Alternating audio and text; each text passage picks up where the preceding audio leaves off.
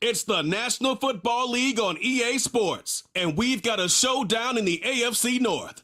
It's the Baltimore Ravens and the Cleveland Browns, and it comes your way next.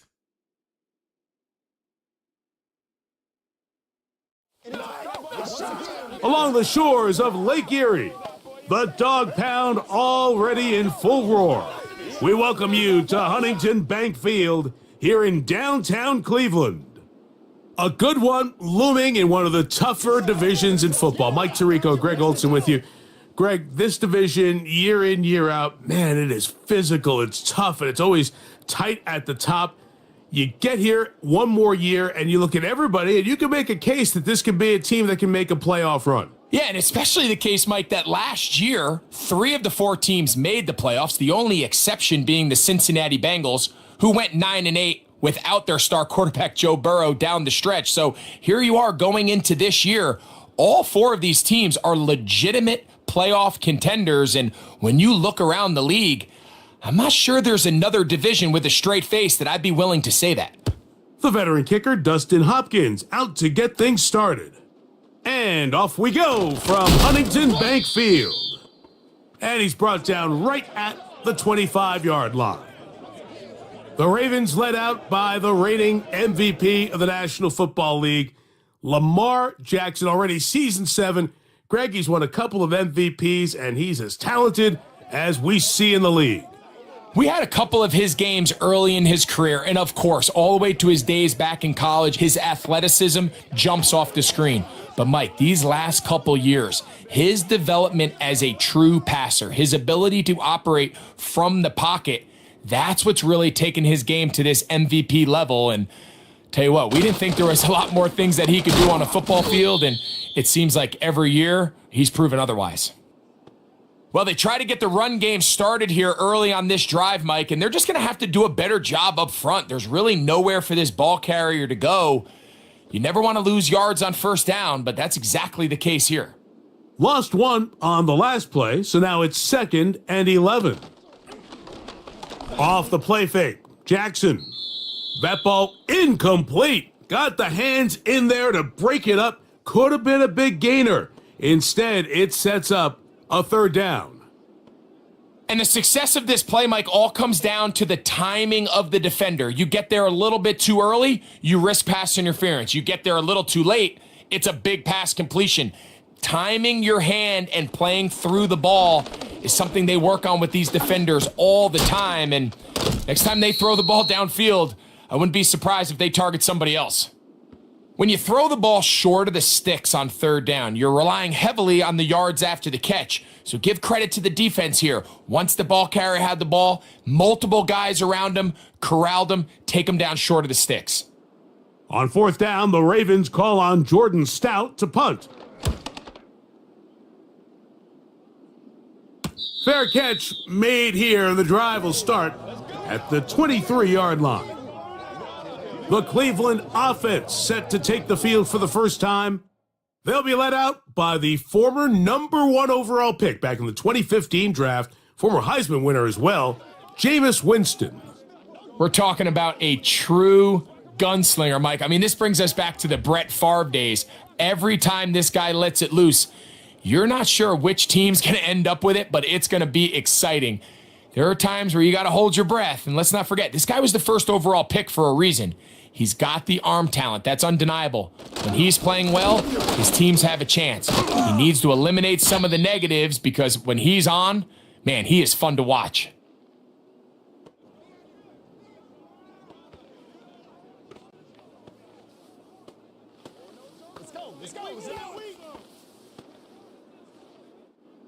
They'll come to the line now on 2nd and 2.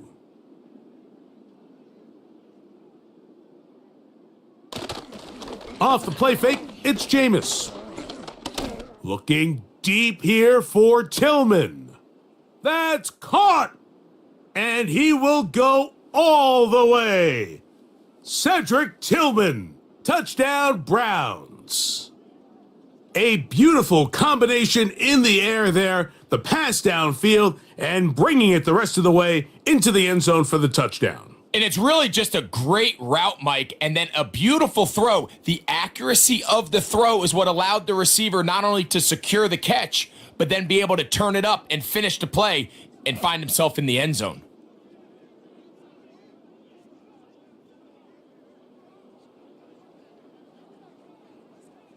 Dustin Hopkins now to add the extra point. He's got it. And the Browns will take a 7-0 lead.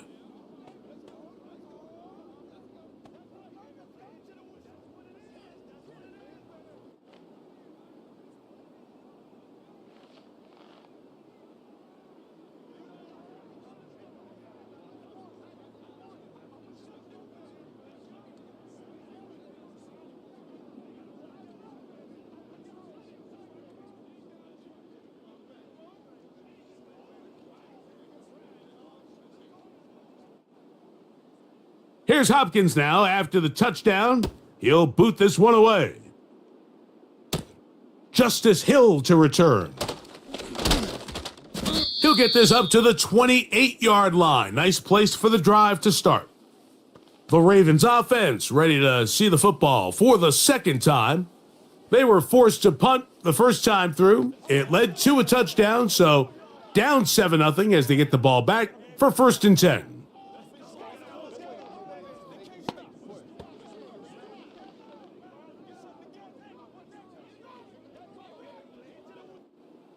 They'll come up here, 1st and 10.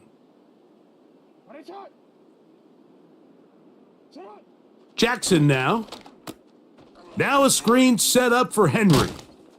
And that's a nice pickup on a 1st down throw. It's a gain of 8. Following the completion, we'll get a stoppage here for an injured player. So as they look at the injured player, we'll take a timeout.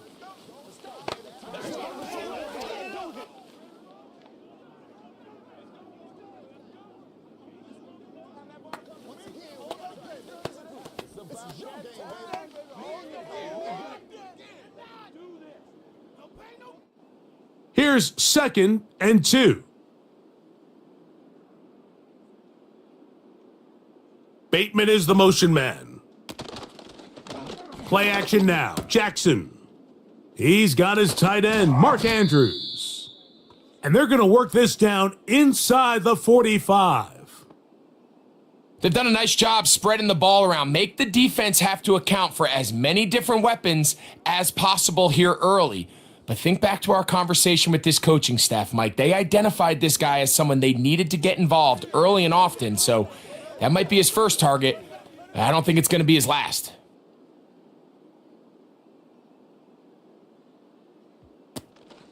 On the option, they give it to Henry. And he'll get this down inside the 40-yard line. That's a gain of 5 yards. This just shows why you can't count on just one guy to take him down. He's a powerful enough runner. You gotta have guys coming in support when that first hit is made. It takes a team effort to stop him, especially once he gets going. They'll motion over Flowers. 2nd down, Jackson. A pass pulled in by Henry. And that's a 1st down. It will be a gain of 8. One of the easiest ways to negate these really good pass rushes in the NFL, Mike, is just to simply get the ball out of the quarterback's hand as fast as possible. And sometimes it's by design, sometimes it's based on need, but really nice job there by the quarterback. Getting into the hands of his receiver and then see what he can do after the catch. And they are not gonna catch him. He's in. Derrick Henry. Touchdown, Ravens. Well, you think back to their first possession of this game, Mike, it resulted in a punt. Not exactly the fast start the coaches told us was so important as this game unfolds. They get the ball back for possession 2. Now they try to find some rhythm, find their identity of the game plan, and they come away with 6. So that's how you bounce back in this league. It's not always going to be perfect. Really nice job settling into this game here with their 2nd possession. Now Justin Tucker for the point after.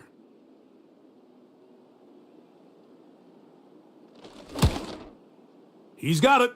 And the Ravens will tie things up at 7-7 here in the opening quarter.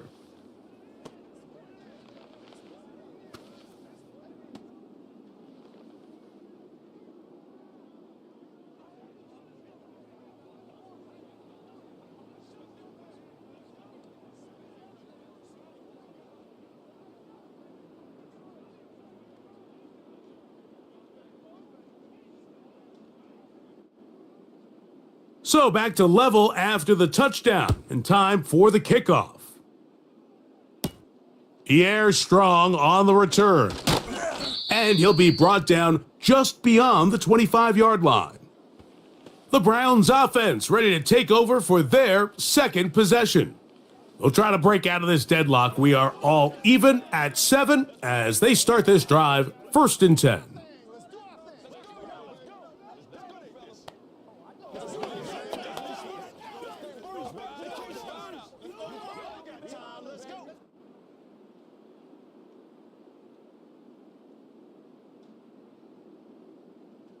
Now Winston. He'll get that into the hands of Nick Chubb. And good yardage there after the catch. They'll wind up with a gain of 7 on 1st down. Great example of 1st down efficiency. You don't always have to go for the big play, but put yourself in a friendly 2nd down. Now you have equal opportunity to both run and pass. Here's a 2nd and 3 forthcoming. A 2nd down throw for Jameis.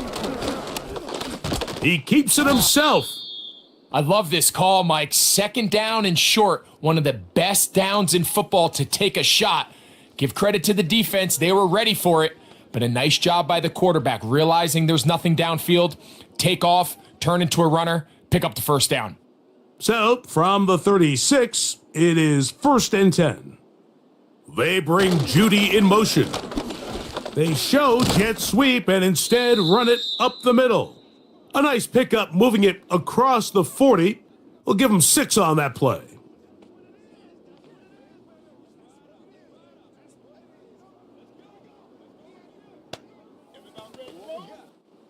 They'll come up now for 2nd down and 4. Out of the gun, it's Winston. He's got his man, the tight end, David Njoku. It's a pickup of 12. It's a Browns 1st down. This may look like a simple connection, Mike, just pitch and catch, but I can promise you the amount of time these two guys have spent together on the practice field, in the meeting rooms, just getting on the same page, seeing the game through the same set of eyes, it makes what's pretty difficult seem a lot easier. He'll try to push forward. He'll wind up getting 3 yards with that one. Roquan Smith there to bring him down.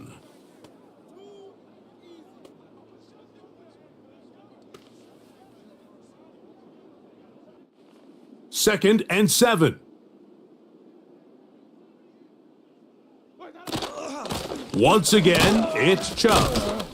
Powerful running there, stiff-arming his way for a gain of 6.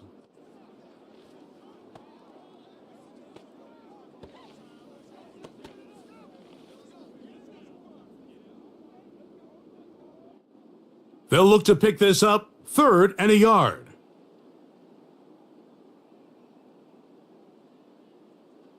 Throwing, Jameis. He's got his man complete. That's Judy. And he's going to have the 1st down. So they convert on 3rd down with a pickup of 9.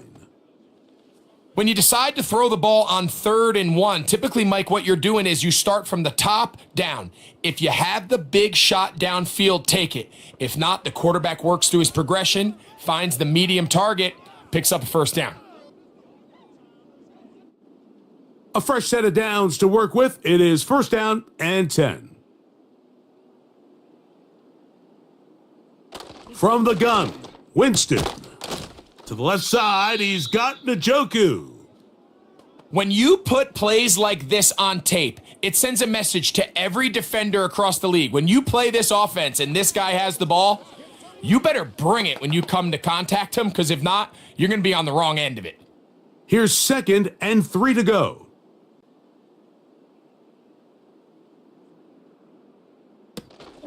Here's a handoff to Chubb. And he is not going to get away. Might have gotten a yard, but it will set up third down.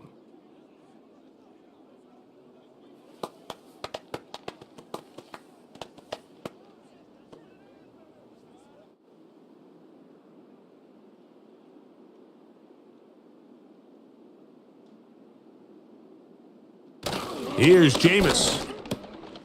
That's to the open man. It's Tillman. And he's going to have the first down. It is a gain of 6. Good conversion on third down. The most impressive thing about this drive, Mike, has really just been their efficiency. They've just continued to pick up first downs, fresh sets of downs. We just saw there with that third down conversion, continue to possess the ball. These opportunities to come away with points continue to go up. And the Browns are going to have a first and goal coming up as they try to finish off this drive with 6 points. It's been a really good drive so far, but what I really like, Mike, is they're down here in the red zone and they continue to attack. Now, not quite a touchdown, but with first and goal, this defense certainly has their back against the ropes.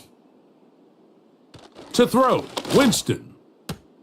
This one caught just past the pylon. Jerry Jeudy. Touchdown, Cleveland. It seems to me they were kind of holding this play call for this exact situation, Mike. First and goal, down here near the goal line, and they had this one worked up all week. Simple pitch and catch, and it works to perfection.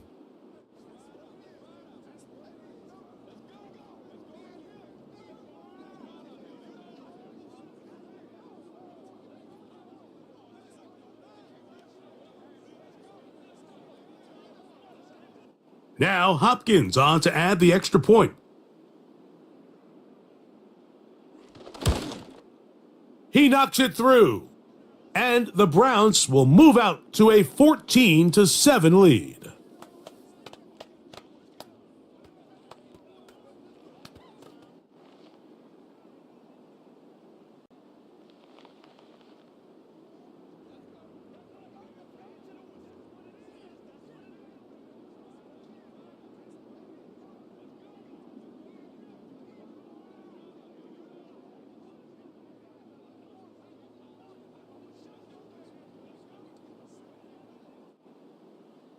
Here's Hopkins now after the touchdown. He'll boot this one away. Here comes Hill on the return. He'll work his way across the 25-yard line. The Ravens offense makes their way back out to the field for their next possession.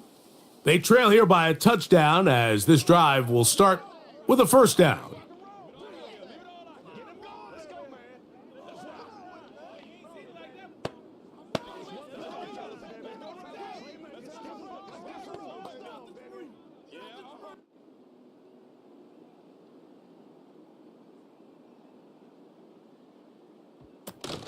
They'll start out on the ground with Henry. And he is fortunate to get past the line of scrimmage. Call it a yard at most. That was Jordan Hicks who got him down.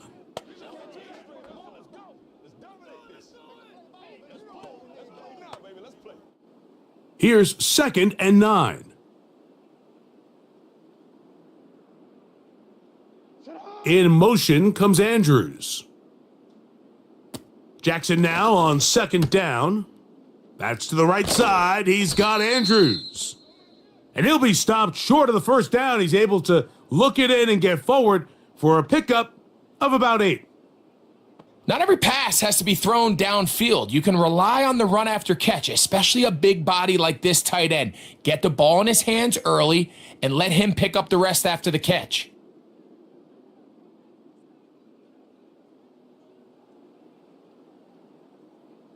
On 3rd and 1, here's Jackson. And that is incomplete. Rashad Bateman, the intended target. And it's going to bring up 4th down. The most important stat, Mike, to determine wins and losses in the NFL is clearly turnover differential, your ability to protect the ball and on defense, take the ball away. And for any offense, that's even more critical when you have the ball on your side of the field. And that is good coverage by the punt team as they meet him and bring him down. Now it's the Browns' turn as they get set to take over again on offense. They lead by a touchdown as this drive begins with 1st and 10.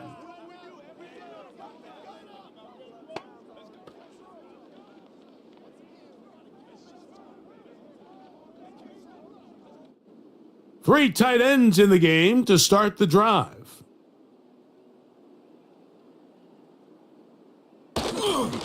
They'll start on the ground with Chubb. And a short pickup past the 25.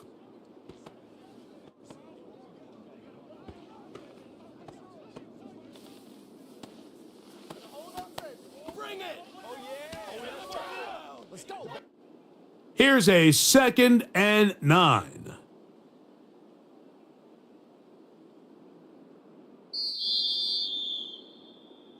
We are through 1. It's the Browns with the advantage. And we're back to Cleveland in a minute.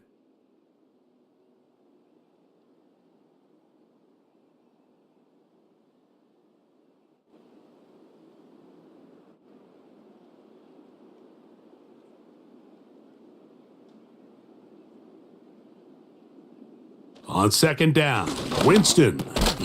Open man, and that's Tillman. And he's going to be dropped after a pickup of about 5.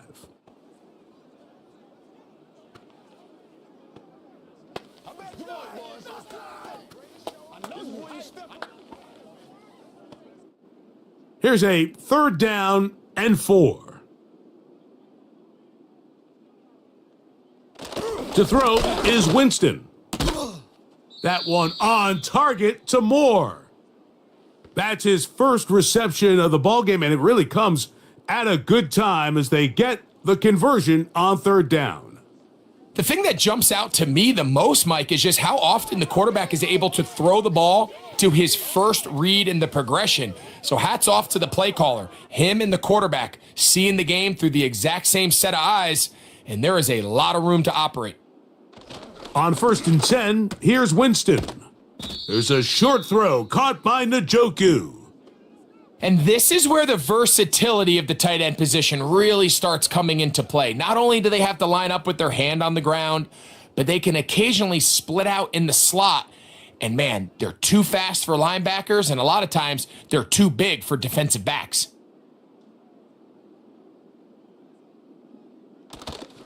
On play action, Winston. Gonna look deep. Looking for more. That one knocked away. It is incomplete. Very good job defensively. Stayed right with him and will bring up 3rd down. I'll tell you what, Mike, considering how this offense has played in the first couple possessions, I'm surprised that one wasn't completed. It seems like that's the first miss of the game.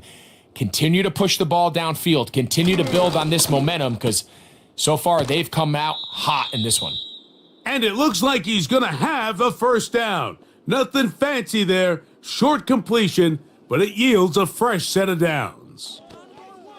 This is a great example of where just having situational awareness is so critical in the huddle. When every one of those receivers, Mike, breaks the huddle and go line up, they've got to know where that 1st down marker is. If your route calls, get by it, secure the catch, and bring up a fresh set of downs. Here in the first half, we've seen nothing but connections from these two guys. I mean, they've come out completely on fire. So the defense finally gets a stop, and it's really the first time we've seen these guys be a little bit off. They'll try again here. 2nd and 10. Back to the air. It's Winston.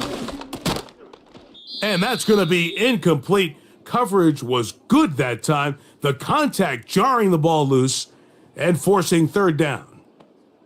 A rare miss for a quarterback that we've seen really come out on fire throughout this entire contest. I mean, his completion percentage, Mike, is well above league average, and frankly, it's really the biggest reason why they find themselves out in front. From the gun on 3rd down, it's Winston. Marlon Humphrey, the man there to break that one up. Really nice job here by the defender. I mean, how often, Mike, do we see on these long downfield passes the defender kind of lose the ball in the air and get himself out of position? Well, that wasn't the case here. Really well done. And if I'm this quarterback, after these back-to-back incompletions, I got to find myself a little rhythm and take some easier throws. And this is going to work out for him. Out of bounds, and they'll mark it inside the 10. So here's the Baltimore offense getting set for their next drive. They'll have a long field ahead of them as they start 1st and 10.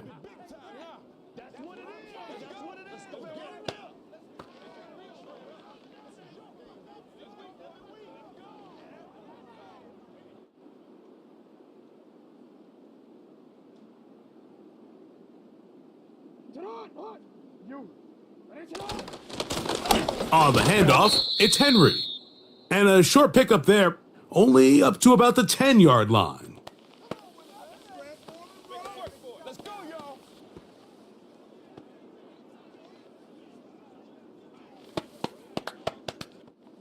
They'll come up on a 2nd down and 8.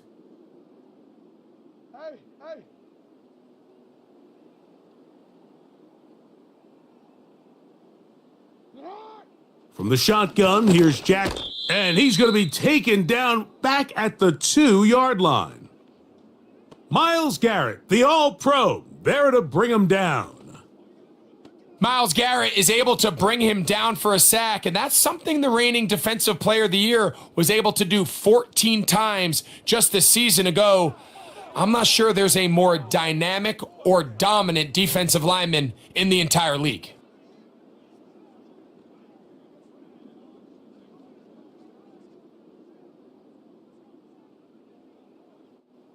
Work to do following the sack. It is 3rd and long. Off the play fake, Jackson. He's got his tight end. That's Andrews. And he'll be brought down, but not before they move it up past the 30-yard line. Those are the explosive pass plays that this team is going to continue to mine all day. And you can see pre-snap, the quarterback loved his matchup. He allowed his receiver to work downfield. Perfect throw, and now sets them up to try to see if they can finish this drive off with some points. So it'll be 1st and 10. They'll scrimmage at the 33. They'll motion over Flowers. Jackson now to throw on 1st down. That's thrown right side, but incomplete. Searching for his Pro Bowl tight end Mark Andrews that time, and it'll be 2nd down. Well defended there. The quarterback's trying to attack this defense outside the numbers. Those really wide angle throws near the sideline sometimes can be very hard to defend, so give a lot of credit to this secondary. They were all on the same page, and the ball falls incomplete. And he's fighting to try to get back to the line of scrimmage, but will not do it. This is going to be a loss of a yard. You have to wonder if next time, does the play caller give his quarterback some options to check out of this play? It was clear before the ball was snapped. This was not a great look for that play call, and you can see the end result.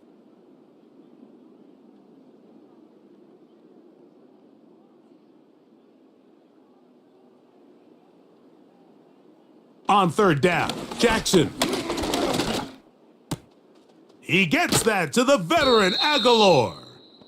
And he'll be taken down, but it takes them across midfield down to the 40-yard line. I think the defender thought he had himself a pick here, Mike. He saw that curl coming the entire way, but unfortunately for him, it was a curl and go. They took him deep. Leads to a huge pickup.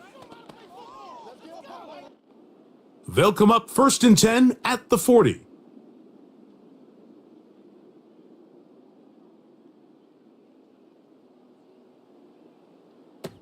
Lamar going to work from the pistol.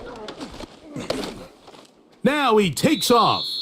And he slides and covers up at the end, avoids the hit, and picked up decent yardage along the way. Well, give him some credit. Initially, that looked like it was going to be a sack. He's able to escape the pressure and get away, picks up a little bit of yardage, but at least he avoids taking that shot. On play action, here's Jackson. That's caught. It's the tight end, Andrews. And this takes him into the red zone. He's brought down inside the 20-yard line. These crossing concepts are frequently used, Mike, throughout the entire game, all across the league. And what it does is it creates a lot of natural rubs. You run out the backside of the defense and rely heavily on the yards after the catch, and it's exactly how they're able to pick up this big gain. Aguilar goes off in motion. They'll run it on first down with Henry, and he'll take this forward for about 3. It's second down.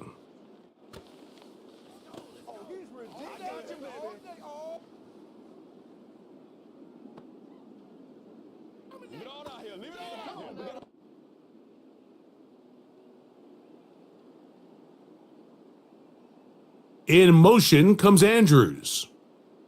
Second down, Jackson. They try to set up the screen, but this one doomed from the start. It's incomplete. For the most part, he's been very accurate with the ball. I mean, he's completing over 60% of his passes, but because they haven't been able to get any big explosive plays, continue to push the ball downfield, hasn't really translated on the scoreboard just yet. Aguilar goes off in motion. Nowhere to get away, and he's gonna go down. Feels like they needed that sack this entire drive. It feels like the defense was really on their heels. The offense was taking it to them really however they wanted to. So to be able to take a deep breath now, disrupt the rhythm of the drive by getting that sack, that might go a long way now to allow them to get off the field.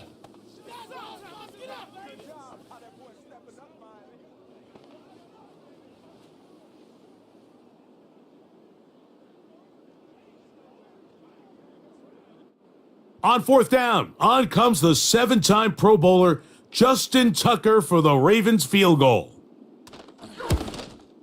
Good snap, good hold, good kick. And the Ravens are back within 4 at 14-10. And I can tell you firsthand, Mike, when you find yourself trailing in a game, you don't feel very good about coming away with field goals. But in this case, it does get them a little bit closer and cut into this deficit.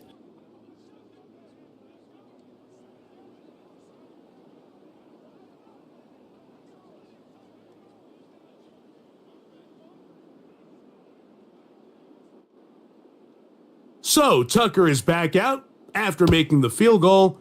He'll kick this one away. On the return, this is strong. And they'll bring him down just shy of the 30-yard line. The Browns offense ready to come back out for this next possession. The lead sits at 4, so they'll try to add on to that. This drive begins with 1st and 10.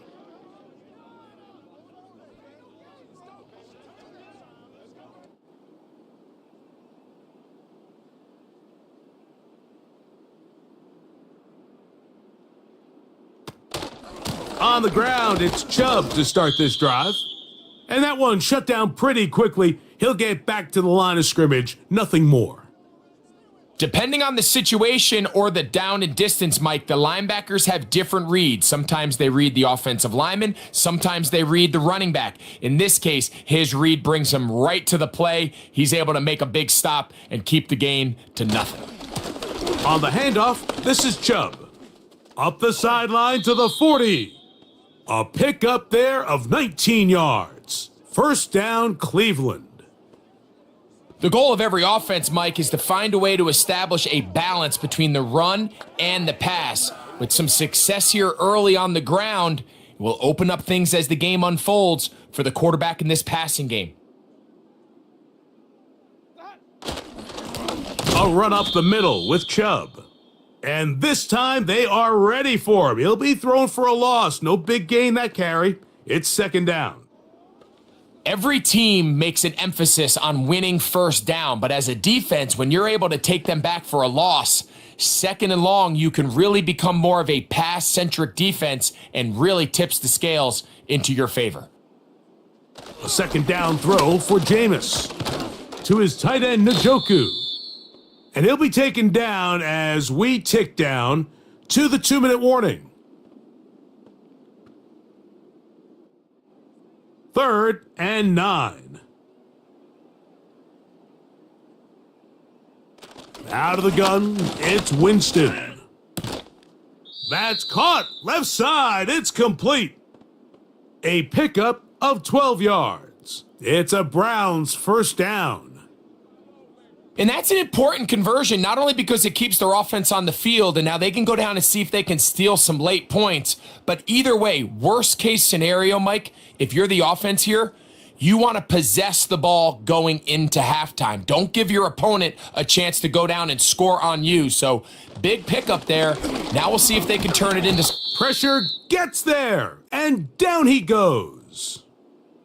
Odafe Owe bursting in and recording the sack. If you're going to take a sack, you just can't add to it by taking such a massive loss on top of it. Understand when the pocket breaks down, move up, cut your losses. Now, not only do you lose that down, but now you face a big uphill battle if you want to extend this drive.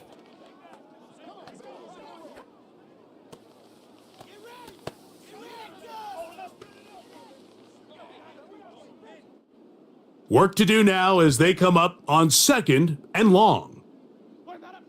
Throwing, Jameis. Now sets up a screen for Chubb. And a good job rallying to the football. Hold him to just a gain of a yard and sets up 3rd down.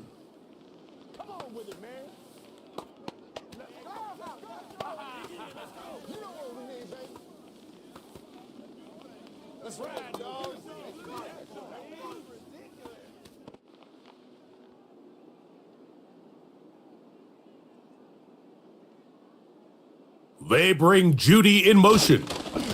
Using the jet sweep for the fake, they run it up the middle. And this defense holds its ground. They stop him for no gain, and 4th down's coming up.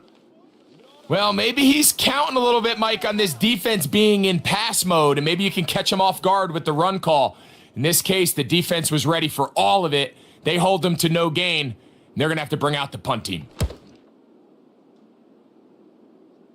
This one angles out of bounds, and the mark comes inside the 15-yard line. Derrick Henry heading out along with the rest of this Ravens offense. This will begin at their own 13-yard line, so work to do starting with this 1st and 10.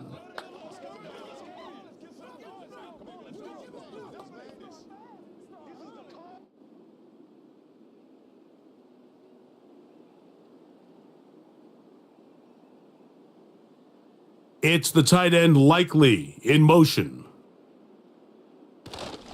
And they're just going to run it here up the middle. And a nice run there. He'll be stopped just shy of a 1st down. A pickup of 9.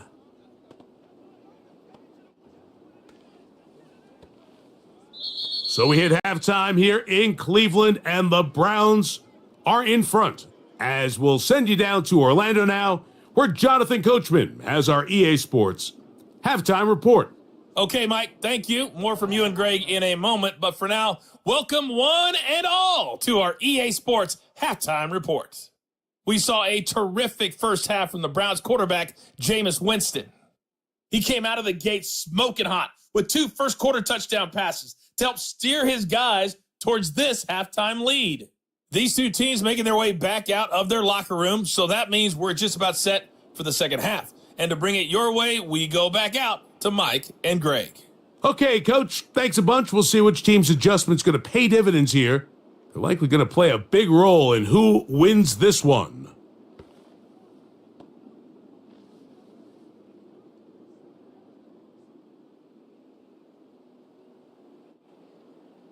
First half played out a bit as we expected. We'll see if there's a surprise coming up. Both teams set to go, and the second half is underway. And it'll be brought down past the 25. Decent field position to start this drive. The Browns offense and Jameis Winston getting set to go to work again. And we run you through the highlights here. It has been a very big performance from the quarterback position, instrumental in leading and executing, and now trying to finish strong and take his team to the finish line.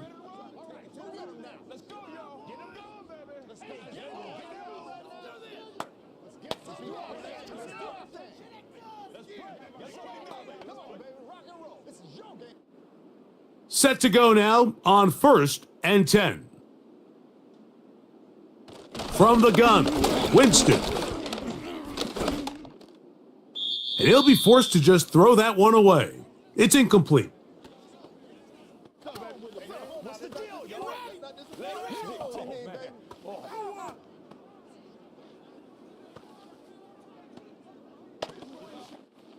We'll try again. It's 2nd and 10. Now Winston. That's over the middle to his tight end, Njoku. And he'll get about 6 before he's taken down.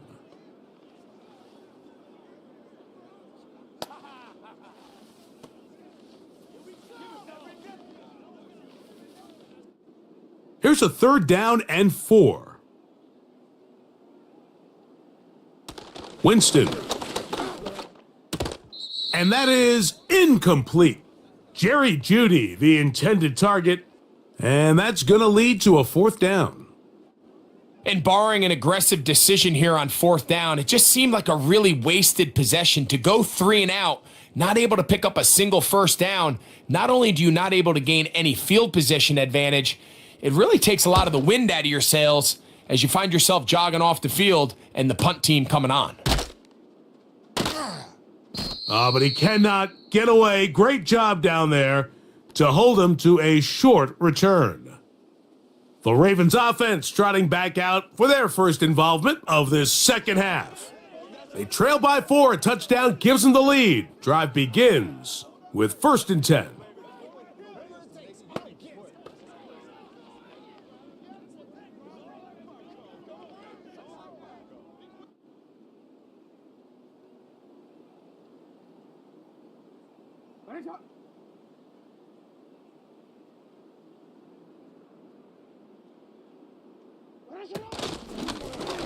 Now Lamar gonna hang on to it, and nothing cooking on that one. He'll be met and tackled behind the line of scrimmage.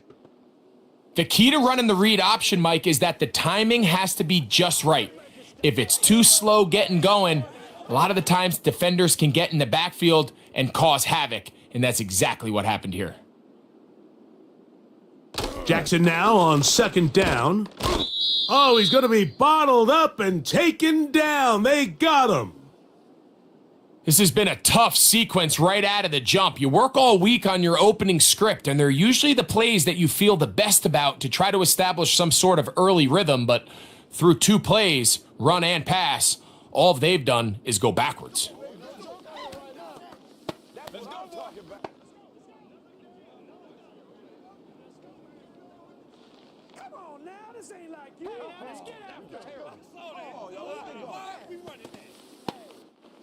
So, backed up after the sack, and now it's 3rd and long. From the gun, Jackson. And he'll be forced to just throw that one away. It's incomplete.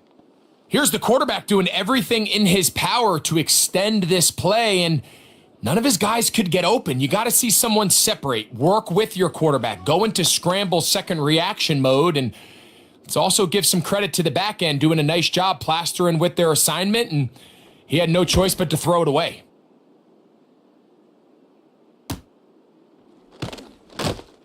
And he's going to be brought down after a short return, and that's where his team will get possession of the football. The Browns offense getting those helmets back on, ready to head out for their next possession. They'll have a short field, looking to build on the lead.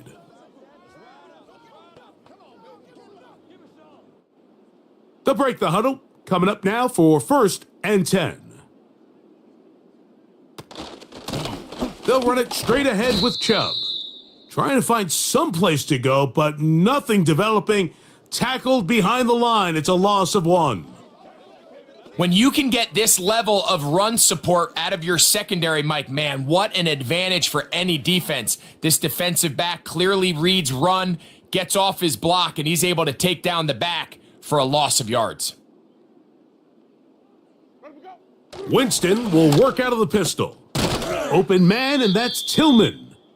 And they'll take this down inside the 35.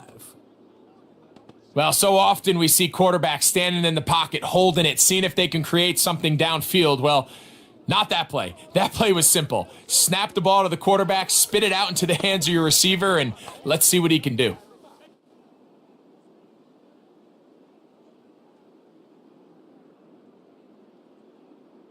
On first down, it's Winston.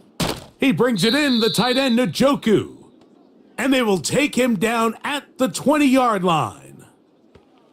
Not a whole lot complicated about this play, Mike. That was understanding where the holes of the defense were.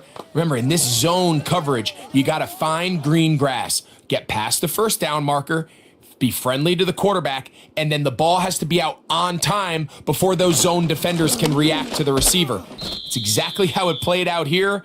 You can drop all the fancy plays you want, but when the quarterback and the receiver see it through the same set of eyes, it's virtually impossible to stop. You want to see linebackers play downhill, Mike, meaning there's not a lot of side-to-side pursuit. They're attacking the line of scrimmage, attacking the ball carrier. That's exactly what we saw out of this guy here. He's able to make the stop at the line of scrimmage and keep it to no gain. And you'll get them 5 yards closer, but now third down coming up.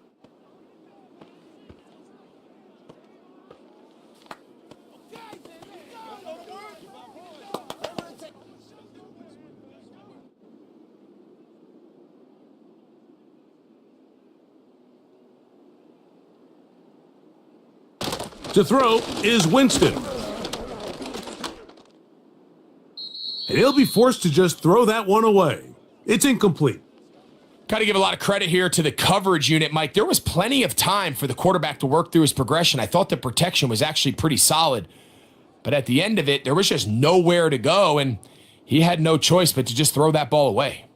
Fourth down, Dustin Hopkins now for the Browns field goal. This just a little more than a chip shot. 32-yard attempt. And this is what you want. I mean, you clearly have the advantage, but you want to continue to apply pressure. Can you score every time you get the ball? They're able to do that here. They tack on 3 and extend their lead.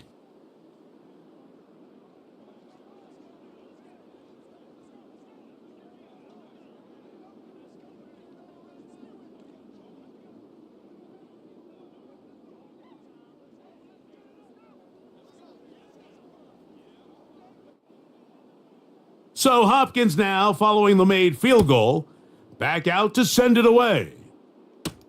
Tylan Wallace now on the return. They finally get him down, but he gets all the way up close to the 40-yard line. The Ravens offense ready for this next possession. And look, they've been out of sorts throughout, Greg. They haven't had any answer for this pass rush all game. Yeah, and it's really showing up in the sacks and also just in their ability to prevent any yards, any completions. This has just been a dominant pass defense performance here, and everything starts with the rush. The quarterback's uncomfortable. The clock gets sped up. He's got guys in his face. It's a lot easier to play defensive back, and in some of these coverage units, when you know that ball's got to come out fast, and right now, they're teeing off and taking advantage of it. Bateman is the motion man. On first down, they'll start the drive with Henry. Finding room across midfield. And they will finally track him down inside the 40-yard line. First down run here by Henry, and when he signed with the Ravens this offseason, I mean, you think back to that run he had with the Titans, Mike, over the last 6 seasons, over 8,200 yards, 80 touchdowns. I mean, one of the most productive backs we've seen in a long time. Now it's kind of scary to think he gets to join Lamar Jackson in this Baltimore backfield. They hope the two of them can be that combo to finally get this Baltimore team over the hump. And he's close to a first down. It's a gain of 9. Nice pitch and catch on first down.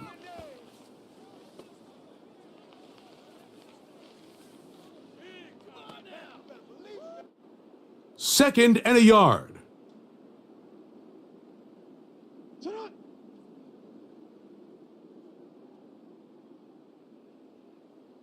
It's the tight end Likely in motion. Now Jackson to the tight end Likely. And they'll get him down after a gain of 5, but that is enough for a first down. Nothing a quarterback loves more, Mike, than being able to pick up a first down without being forced to push the ball downfield and force it past the line to gain. He settles for the underneath check down. He's confident that his receiver is going to pick up the rest after the catch. This one complete to Bateman. Seemed like the receiver, Mike, ran through like 5 different open zones, but once he found the one that he liked where the quarterback was expecting him, you see him do a nice job throttling down, secures the catch, and he's able to pick up a nice gain. An enviable spot to operate from. Here's 2nd and inches. Aguilar goes off in motion. A give right up the middle to Henry. And that'll give him a first down. Tackle made after the pickup of 3. Now after the run, we get a stoppage for an injured player. As the athletic training staff looks at him, we'll step away for a moment.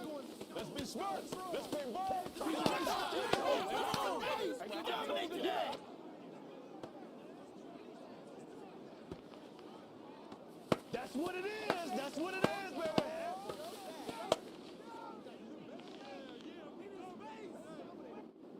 Down at the 12. It's 1st and 10. Aguilar goes off in motion.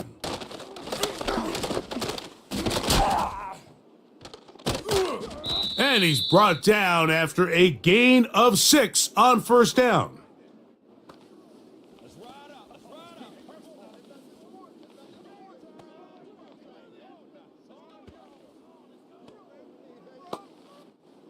They'll work now on 2nd and 4. Jackson going to keep this one himself.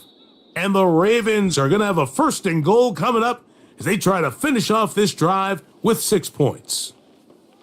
Sometimes, Mike, the best plan is also the simplest plan. And for this team, just snap the ball to your quarterback, let him find some daylight, and go get that first down himself.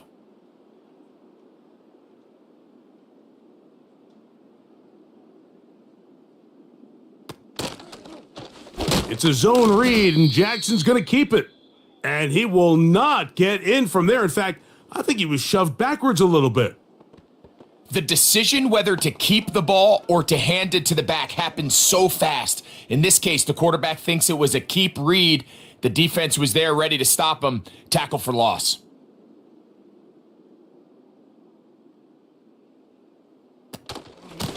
They'll run. It's Henry. A dive, and he's in. Derrick Henry. Touchdown, Baltimore. 2 touchdowns for him now on the afternoon. Taking care of business on the ground to get the score. And Greg, the big guys up front, they deserve some praise on that one. Absolutely, Mike. And it really only takes one guy to distort the defense and win his block. But in this case, give credit to the entire unit. They did their job, and they reward their offense with a touchdown. The point after now from Tucker. He gets it to go, and the Ravens will come back to tie things at 17.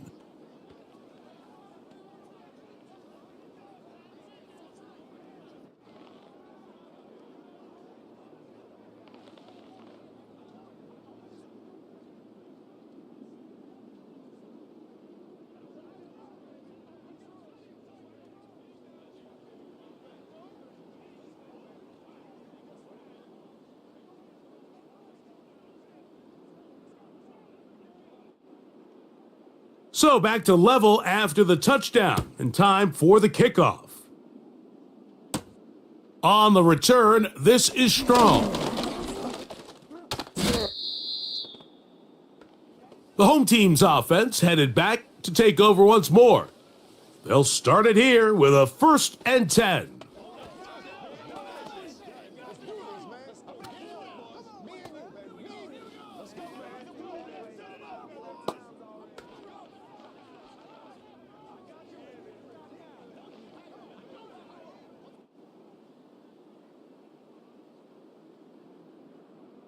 Ready? Let me go. Off the play fake, it's Jameis. And they're going to track him down. He couldn't find a receiver, and down he goes. Really nice start for this defense here early through the first quarter. Two different players each recording a sack. Offensive line's going to have to get together on the sideline with their coach and identify where's the weakness in our protection, how can we get extra bodies and extra attention, because we still got a long way to go in this one. Play that up. Play that. On second down, Winston. And he's going to have to eat this one as down he goes. If there's any silver lining for this drive, Mike, it's the fact that at least this sack occurred on an early down. So I guess technically they have a chance to claw themselves out of this hole, but that's the third sack of the game. And this defense doesn't show any signs of slowing down. What can they do here? This is third and forever. Let me go. Here's Jameis.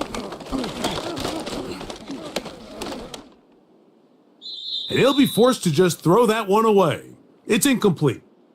Really nice job with the protection up front. It just nobody could get open downfield. So it's a combination of your offensive weapons have to do a better job taking advantage of that time to work and separate. But also, how impressive is that by that defense to be able to cover for that amount of time?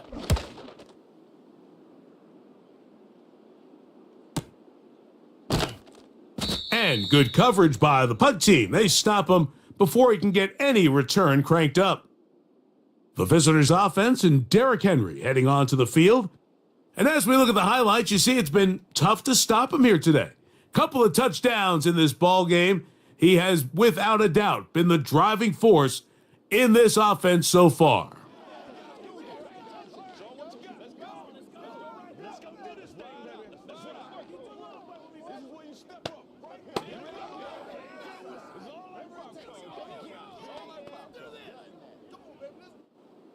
Here's first and 10.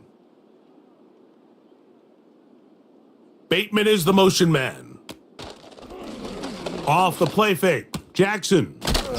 Open man is Bateman. He's got him. The best quarterbacks, Mike, they have an internal clock in their head. How does my protection match up with the rush and the route concept I'm trying to attack downfield? In this case, he's looking downfield, realizes quickly this ball's got to come out, checks it down to his underneath drag, picks up what he can. Pistol formation with Jackson. He finds Likely, his tight end. And he's going to be brought down up past the 45. Just seems like every year, Mike, the tight end position just continues to grow within the passing game and establishes a bigger and bigger role. And listen, I know I'm biased, but if you want to have a good passing game, you better have a good tight end. So we are through 3. We'll return with more after this. This is the NFL on EA Sports.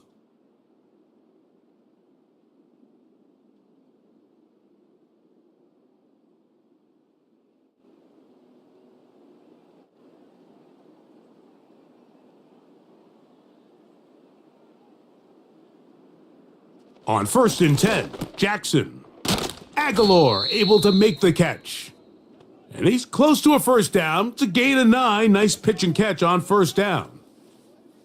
Running these underneath crossing routes, you wouldn't imagine lead to a lot of explosive plays, but when done right, if you can get the receiver in open space and get the ball in their hands, there's a lot of opportunity for big run after the catch and generate chunk plays.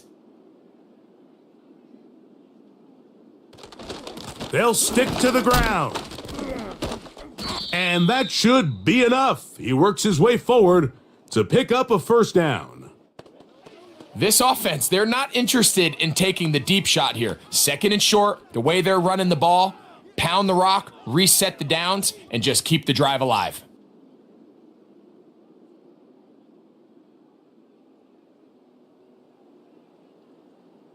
They'll motion over Flowers. A first down throw for Jackson. He's hit after the catch, and the ball comes free. And this is taken in by the defense.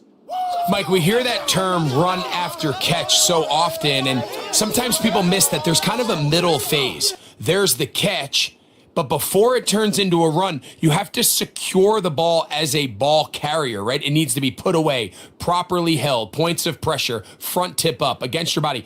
All of that is kind of taken for granted. Catching it is just step one. You've got to secure the ball before you become a runner.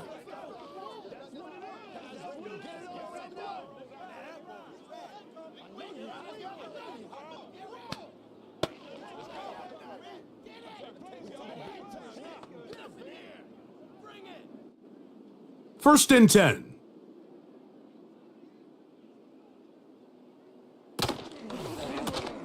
Quick throw taken in by Judy.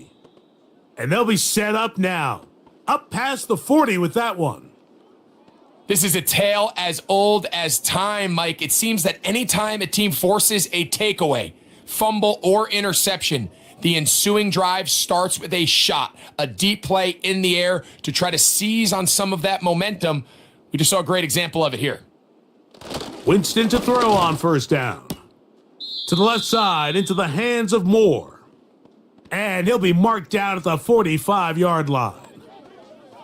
These curl routes, he's been running these routes since he was a young kid in Pop Warner football, and I like to call it pulling the string. You've got the defender thinking you're going downfield, and you stick that foot in the ground, work back to the quarterback, friendly to the ball, and really nice job picking up the first down. There's a short throw caught by Njoku. It's not the big play they were hoping for, but first down efficiency, staying ahead of the chains, is what every offense is trying to find, and it brings up a manageable second down. They face second down and 7. They'll run here. And he'll get 4 on this one. Down inside the 40-yard line now.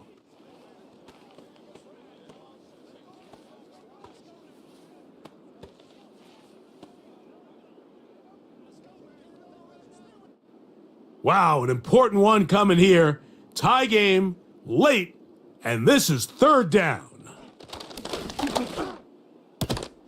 That one on target to Moore. Second time they've hooked up on this drive. This one good for 12 and a first down. You get in these situations, third down, tie game, fourth quarter. I mean, this is really where your quarterback makes his money. You are going to put your faith and say, all right, what is the best play for this offense to execute? And the game really rests in the hands of your quarterback. And if he continues to come up with these third down pickups and continues to extend this drive, he's got a shot to come away the hero and win this game here late. And he'll get about 8 on that one, most of it coming after the catch. It's second down. Get him going, baby.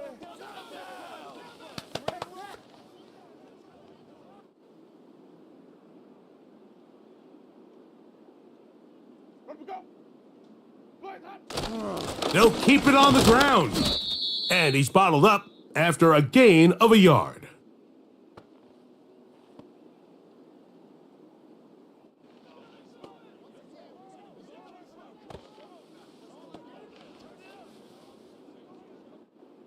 Here's 3rd and 2.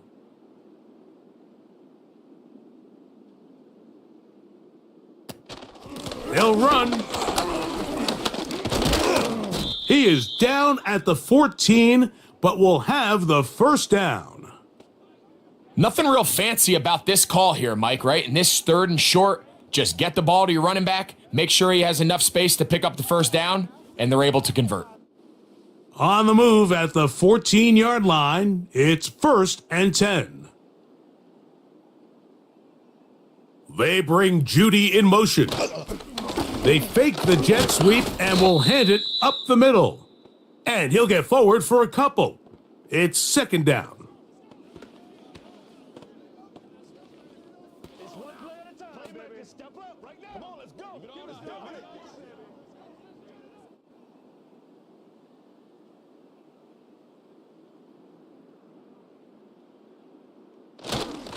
Once again, it's Chubb. And the Browns are going to have a 1st and goal. Some good running there. Gets them down to about the 2-yard line. A huge advantage to red zone offense is the ability to run the ball. In this case, I thought he was going to score. He takes it all the way down inside the 2, sets up 1st and goal. To throw, here's Winston. That's to the end zone, but it's incomplete. So instead of celebrating a touchdown, he's just heading back to his huddle trying to keep his head up as everyone kind of looks at him sideways. If that ball hits your hands at this level, you've just got to make the catch. That's what your quarterback's counting on. That's what your teammates are counting on. Frankly, that's what this entire stadium is counting on. They'll run with Chubb. Good blocking, and he's in. Nick Chubb. Touchdown, Browns. Greg, every touchdown counts the same, but the ones you get in the 4th quarter, they are the ones that feel a little more important. Yeah, now the pressure shifts to your defense. Your offense was able to go out and get the lead here late. Does your defense have enough left in them to get one more stop? Hopkins now to tack on the extra point.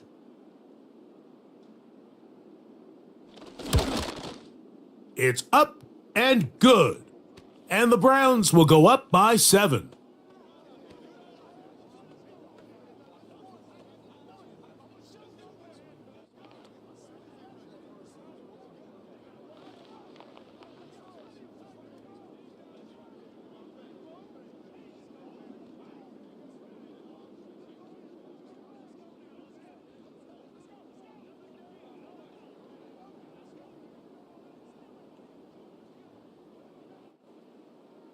So the lead is 7 now. Here in this 4th quarter, the tie has been broken. Let's see what happens on this kickoff.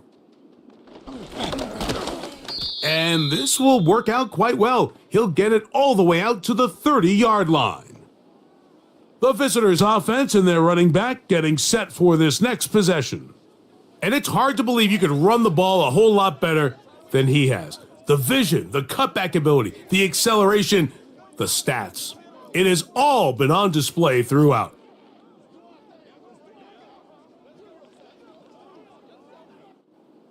A fresh set of downs to work with. It is 1st down and 10. From the shotgun, here's Jackson. That is left side and caught by Flowers. Certainly not the biggest play of the day, but a good example of picking up positive yardage, staying ahead of the chains by a well-timed ball and a well-timed route. They'll come up now for 2nd down and 4.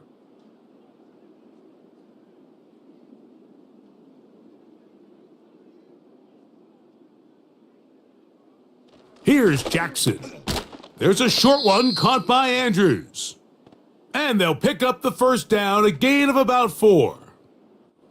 Well, we'll give a little credit here defensively. Even though they allowed the 1st down, we've seen defenses really struggle bringing this big tight end to the ground, and they didn't allow him to pick up a bunch of yards after contact, but he was able to get just enough to pick up the 1st down.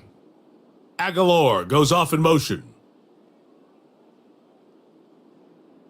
Jackson now to throw on 1st down.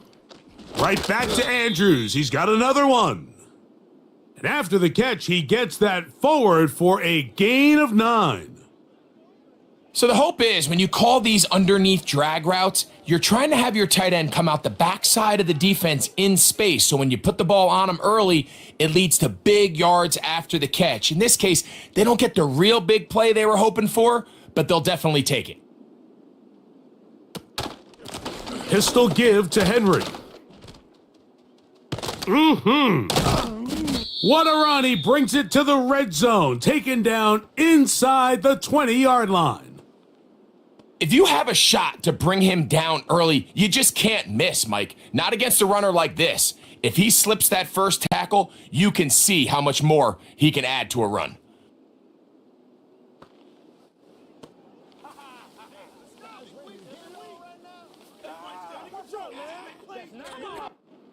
They're at the 17-yard line now for 1st and 10. From the gun, Jackson. A throw, left side, caught by Andrews. And he will get into the end zone. Mark Andrews. Touchdown, Ravens. A huge touchdown there in the fourth quarter, and now just a point away from tying the game. And that's one of those drives, Mike, where you know your best is needed. Can you come through here late and give your team a chance? They're an extra point away from tying this thing up, and we got ourselves a ball game.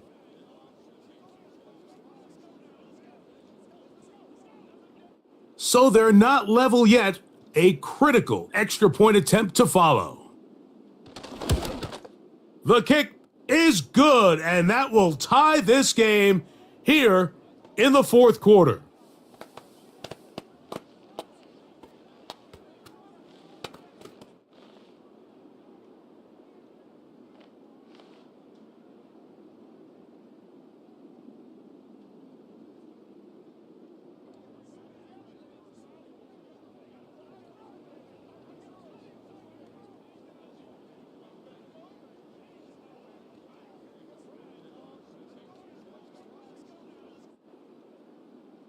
All even. Fourth quarter, everything we've wanted.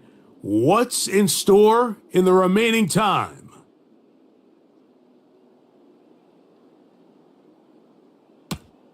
On the return, this is strong. Nice job by the return team as he takes it across the 30-yard line. The home team's offense and their quarterback headed out for their next possession. And this defense might be about ready to wave the white flag. Nothing they have tried to throw at him has been successful. He just processes things so quickly, making the right read, seemingly every time. They'll come up here, 1st and 10.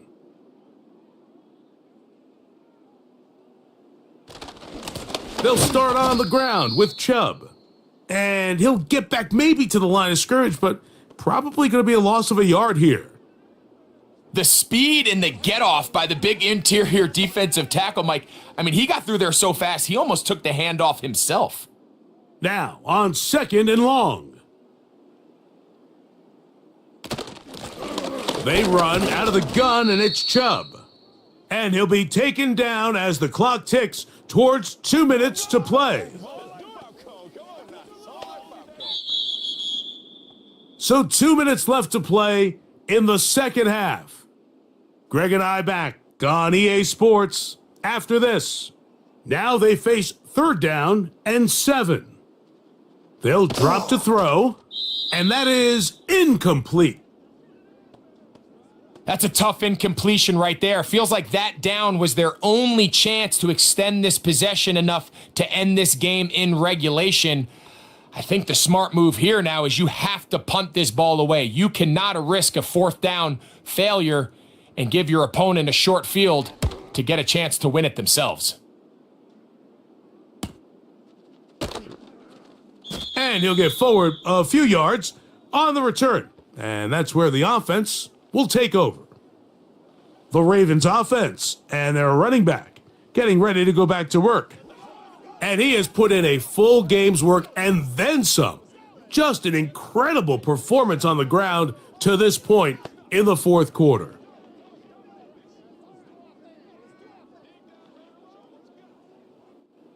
Here's 1st down.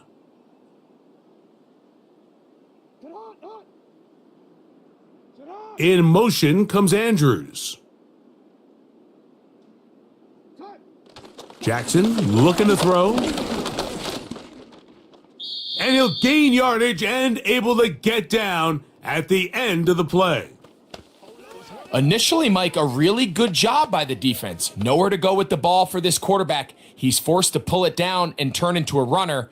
Little slow reaction, and he's able to actually pick up a pretty good gain. 2nd down and 3. Throwing Jackson. There he goes again. And he'll be brought down, but what a run. Down to the 40. This is an element to his game that we don't necessarily spend a lot of time talking about. He's not known as a traditional runner at the quarterback position. But when he has some space like he had here, he is more than capable of not only converting first downs, but picking up big chunk plays. They still have all 3 timeouts, and here we go with 1st and 10.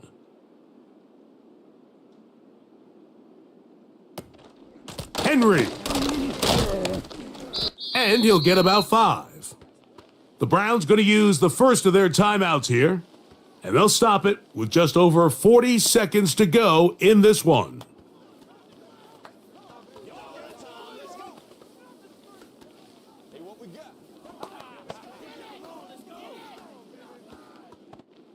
They'll come up here on 2nd down and 5. Here's Henry. Strong. And this takes him into the red zone. He's brought down inside the 20-yard line.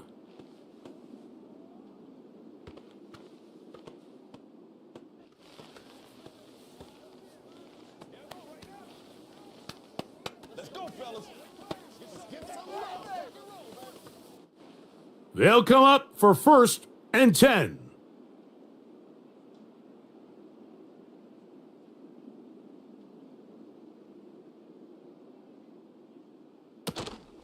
Now Henry. And good red zone running here, taking it inside the 10-yard line. Pickup of 8.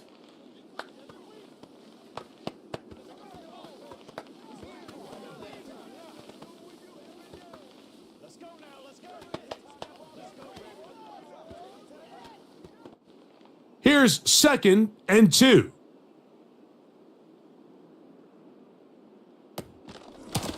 They'll go again here with Henry. And this is a touchdown! They were not going to be denied, and they have taken the lead here in the final minute of play.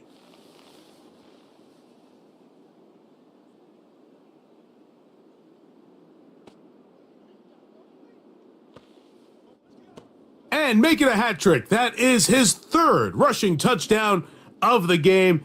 A big reason his team is on top. And so far, Mike, this run game has been the difference, and we're going to see in the second half. Now, can they protect this lead? Because, Mike, that's where a run game has its most value, and so far, this guy's been incredible.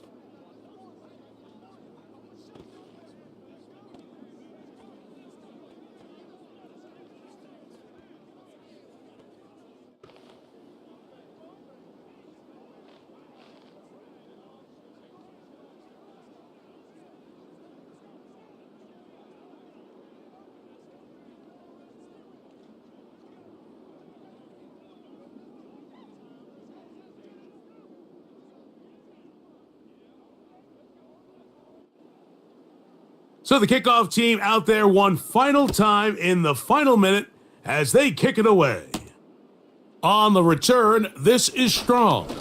Oh, he's got room past the 30. And he's brought down right at the 35-yard line. The Browns offense ready to see what they can do. They'll do so with 1st and 10.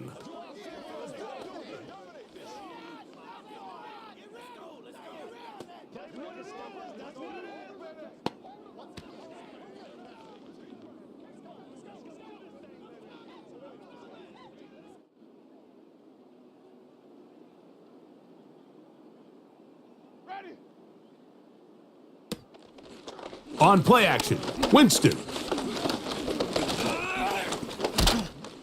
Oh, the pressure too much. He goes down.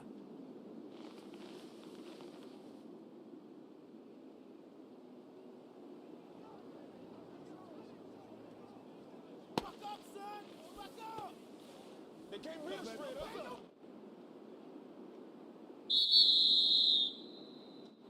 So it is a win here for the visitors, the Ravens.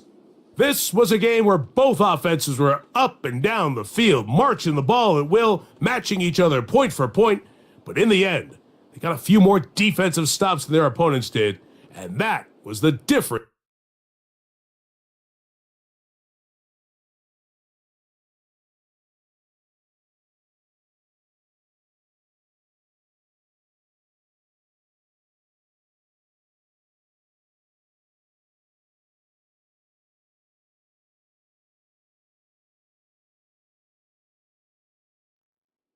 It's the NFL on EA Sports. And if it's in the game, it's in the game. It's the Tennessee Titans and the Detroit Lions coming up next.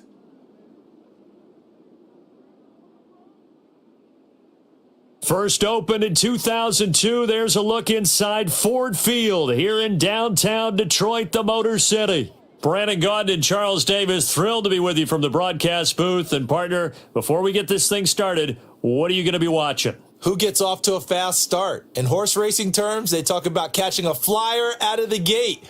Who sets the pace and makes the other team chase?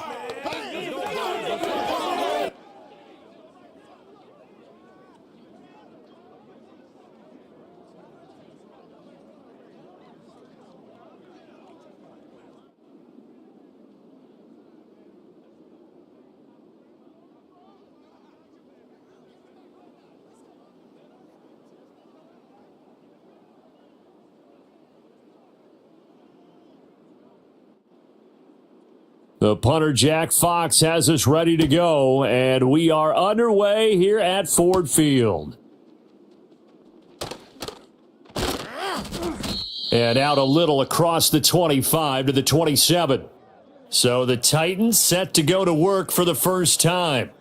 They'll be led out by a third-round pick back in 2018 out of Oklahoma State. It's Mason Rudolph. And you can make a strong argument that he was the Steelers' best quarterback a season ago. There wasn't anything flashy about his game by any means, but he brought a level of stability that they desperately needed, and they rode that consistency all the way to the playoffs. He's now tasked with trying to replicate that success here, and there's no reason, with his confidence this high, that he won't be able to do that. Throwing right away is Rudolph. Open man, Westbrook-Akine. And he'll be out of bounds, but able to get it up past the 45. A good pickup there, 21 yards. Love this look to start the ball game. They empty the backfield right away, and that's going to put some early stress on both their offensive line and on the secondary. And here, they get the completion and a quick first down. And a strong run there as he'll take this all the way down to the 35. And they get 17 more on that one and another first down. Well, no slow start here. A couple nice chunk plays back-to-back. I love the momentum that they're showing here early because they did it both ways, right? Threw the ball on first down for a nice chunk of yardage. Came right back and ran the ball. Looks like they've got the defense set back on their heels. Let's see if they can keep this moving. First down, and it's Pollard again. And he can only manage to get a couple. 2nd and 8 coming up. They went right back to him, but he pretty much had nowhere to go on that play. Now, the previous carry looked pretty good. That one, maybe he was a little tired. I don't know. Yeah, maybe he should have tapped out and had a second back come in and maybe make that run. Who knows? From the 34-yard line, here's a 2nd and 8. They'll send the tight end in motion left. Back to throw, Rudolph. And the catch made. It's Tyler Boyd. And it's going to be another first down as they'll get him to the ground at the Lions' 24-yard line. Give him 10 yards there as this offense is on a roll. This drive continues to plunge forward.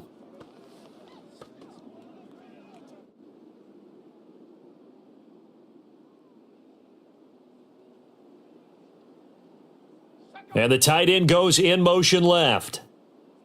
Rudolph looking to throw. And that's complete to Westbrook-Akine. And he's tackled a yard short of the marker. Good gain of 9 on first down. I think as he began this throw, you saw that the area was congested, but he has a lot of confidence in his arm, and he fits that one in there nicely. They pick up the catch, not much yardage afterwards. Now a shotgun handoff to Pollard. And now they're inside the 10 as he's brought down at the 9. The 6 yards on the pickup, and it leaves him with a 1st and goal. They've taken this opening kickoff and marched it right down the field defensively. Not much resistance. And that's the point, because my admiration is for the guys moving the ball right now. They know what they're doing. Their plan is working. But I flip it over and watch and say, okay, what are you going to do to change things up? Because if you don't, they're going to put that ball in the end zone real soon. And he is met at the line of scrimmage, and he goes down right there. No gain on the play that time, and it sets up 2nd and goal. He couldn't get the edge there. It wasn't sealed, so maybe not all on the guy running the football all the time on those tosses and the pitches that go to the outside. No, not at all. I would agree with that totally, because sometimes the defensive guys, they win the edge battle. And when they do that, there's no place for the running back to go. And especially for offensive linemen trying to get out ahead with their footwork and speed, it was negligible on that play. No gain at all for the offense. They'll wind up getting 7 on the completion, but they'll still be faced now with a 3rd and goal situation.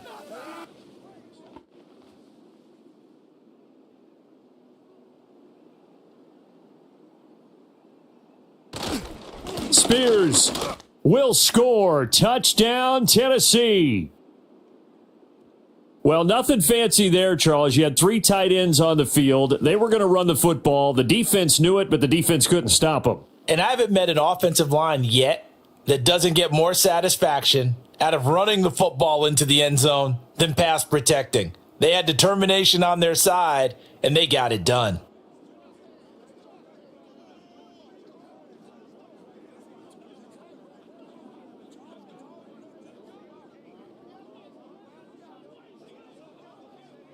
Nick Folk for the point after.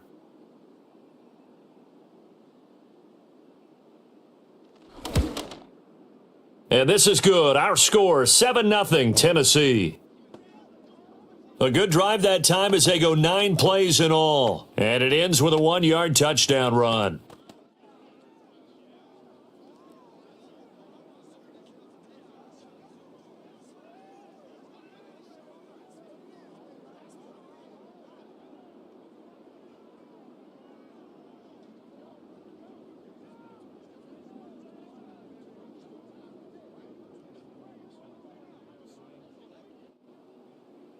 There's the Titan kick team as they run up and send this one away.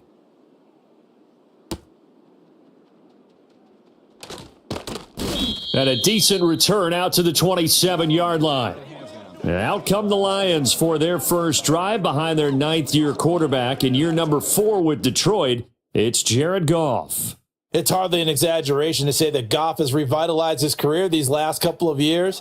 And he was rewarded for it during the offseason, as Detroit has certainly made sure everyone knows he's their quarterback for the future. It's clear that they believe in him, and he's done nothing to sway them from that belief. Goff and this Lions offense set for a 1st and 10 at their own 27. They'll come out throwing here to start the drive.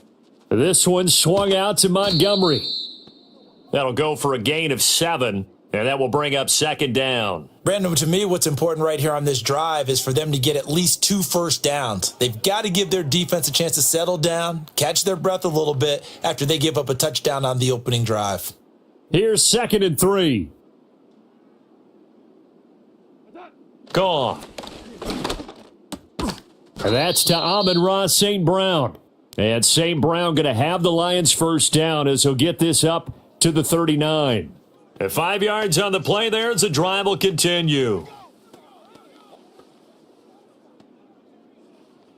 So from the 39 now, they'll come up on a 1st and 10. In motion goes Patrick. Now it's Goff. He's got his 6'5 receiver. That's Tim Patrick.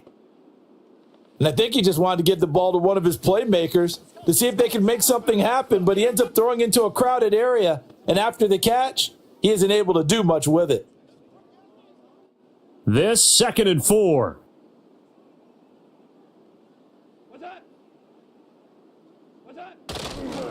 They will run for the first time with David Montgomery. And tackled down after a gain of 3. Leaves him with 1 yard to go on 3rd down.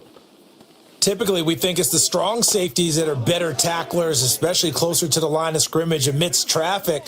But in this case, how about the free safety coming up and making the big-time play? Here now, 3rd and a yard. Now Goff. And this is going to be caught, but they'll say out of bounds. So it's incomplete.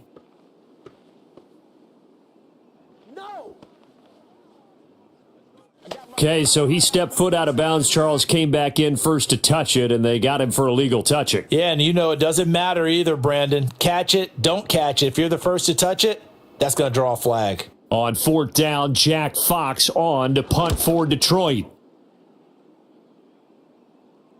And this will pin him back deep. That's going to kick out of bounds right at about the 7-yard line. The Titans coming back onto the field for their second drive.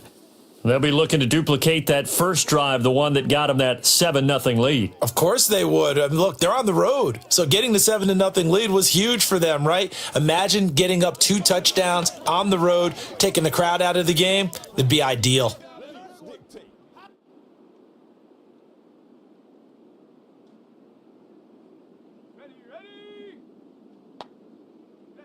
Now Rudolph. And he's going to go down. He backed up into the end zone, and this is going to wind up a safety. Well, I think you can go ahead and give your punter an assist on that one. Pinned him deep, and the defense comes through with 2 points. You're exactly right, partner. This was all set up by a great punt, and if the ball goes in the end zone, this never happens. So great call. Give the punt team and the punter some love.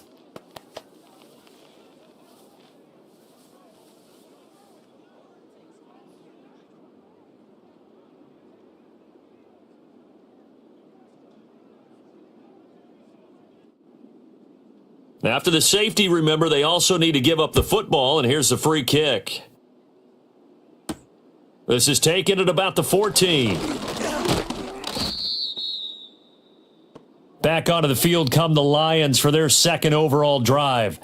Over on the sideline, hoping to hit that reset button between possessions. Last time out, they had to punt it away. This time, hoping to finish this thing off in the end zone.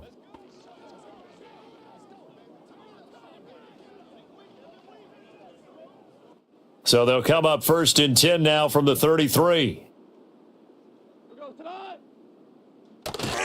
They'll start on the ground with Montgomery. Takes it to about the 37. I feel like I could see what he was thinking on that carry. He wanted to follow that big tackle through the hole. Ended up only getting 4 yards on the carry. I think he had designs on that one being bigger. From the 37, they work on 2nd and 6.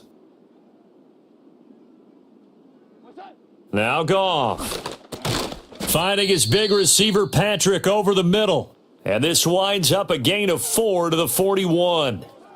Oh, I see you nodding your head along with me, partner, because it's pretty obvious what they were trying to do there on the drag route. With his speed, they're hoping he can turn the corner and maybe take this to the house. But that was excellent work defensively to make sure once he caught it, he wasn't going anywhere.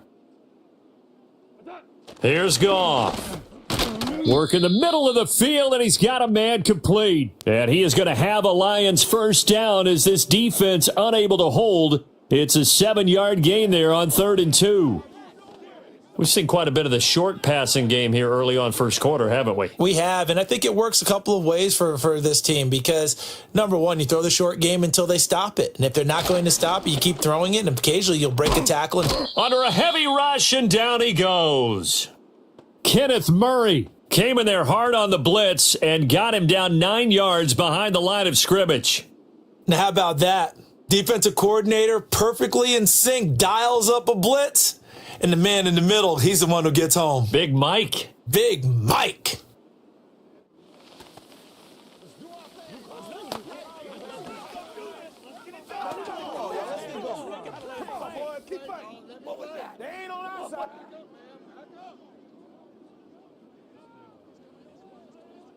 After the sack, it's 2nd and 19, and the road gets a bit tougher from here. To throw is Goff. And that's hauled in by St. Brown over the middle. So the completion good for 7 there. And that's going to lead to a 3rd and 12. I think defensively you're okay with that. You're in the first quarter. He's going to get some catches, but they rallied to him quickly. And that's what you count on. And I like what you just said.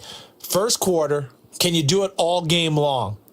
They catch it, you tackle them, they go down on the spot. Because when you're able to do that, and you don't give up big chunks of yardage after the catch, now you put the offense in a position where every series they have to work hard to pick up first downs, and you tend to stall them out when you do that.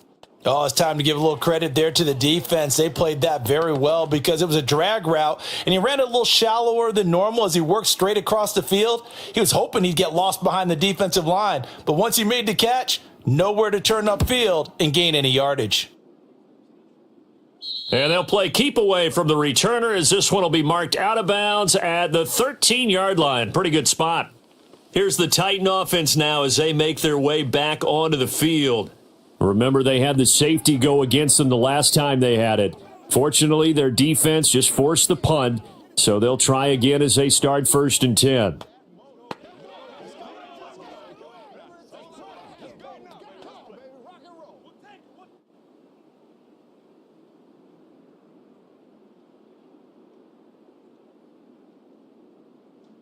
Here's Rudolph.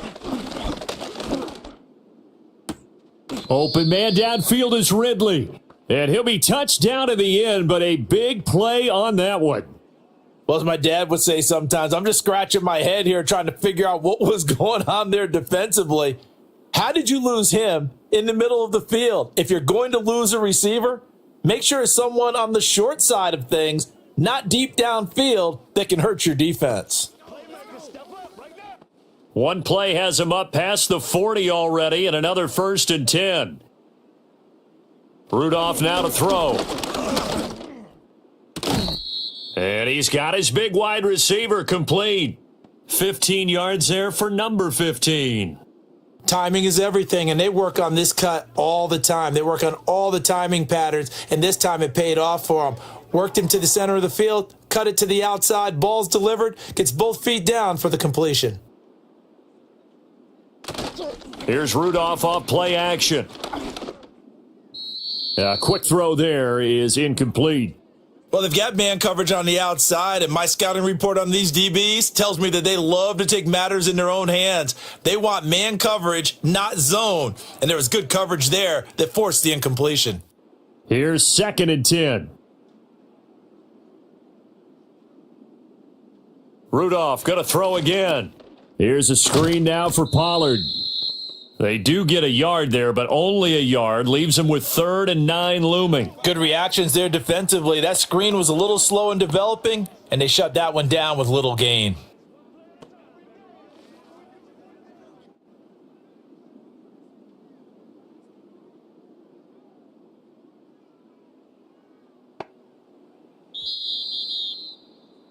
An entertaining start to this one. More to come on EA Sports.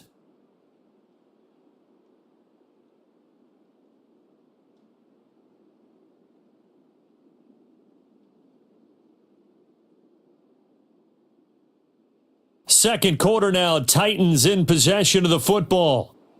The line to gain is the 33 on 3rd down. Rudolph looking to throw it. And the Lions pressure too strong. Down he goes. They dial up the corner blitz that time, and it delivers to the tune of a 9-yard loss. And on that one, the protection just broke down. You've got to have that leverage, don't you? We always talk about low man wins in the running game for an offensive lineman versus a defensive lineman. It's essentially the same thing in pass protection. Get lower than that defensive lineman so that you can keep your balance and keep him away from your guy trying to throw the football.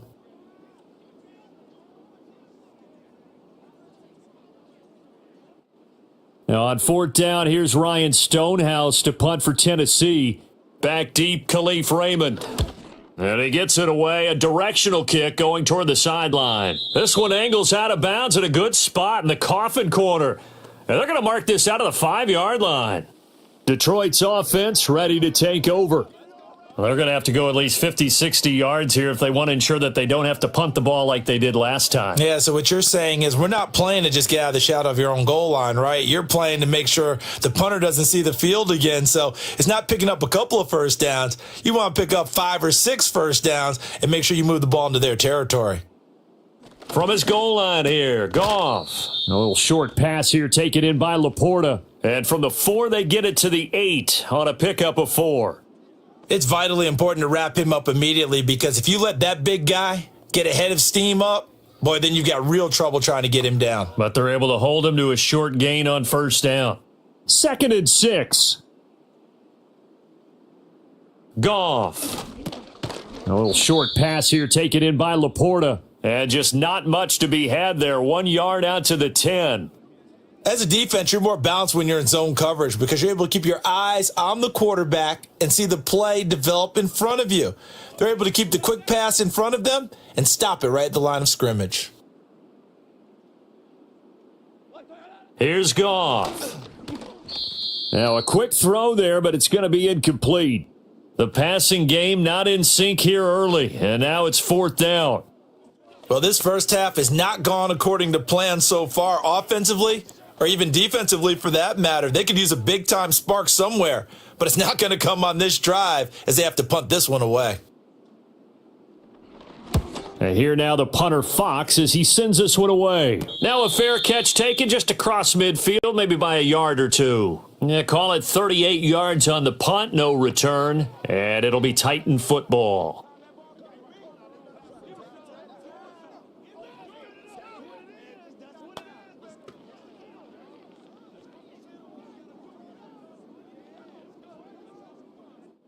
So good starting field position for him here as they come up 1st and 10, just shy of midfield at the 49. And this will be caught by his big wide receiver. And they'll get him down as he's inside the 40. Solid way to start the drive, 13 yards, picking up the first. They sure put the coverage guys in a stress on that one. They thought they were going deep, ends up curling inside for a nice chunk of yardage. So here's a 1st and 10 at the 38.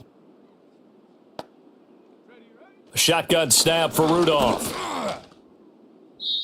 A quick throw knocked away. It's incomplete. That was well played, but that was also an example of a corner who understands his coverage, realized he had support behind him, and could be a little more aggressive in the shorter zone, and did exactly that, knocking that pass away. 2nd and 10. Here's Rudolph. He gets this one to Boyd. They get 7 out of that, so they're left with a 3rd and 3.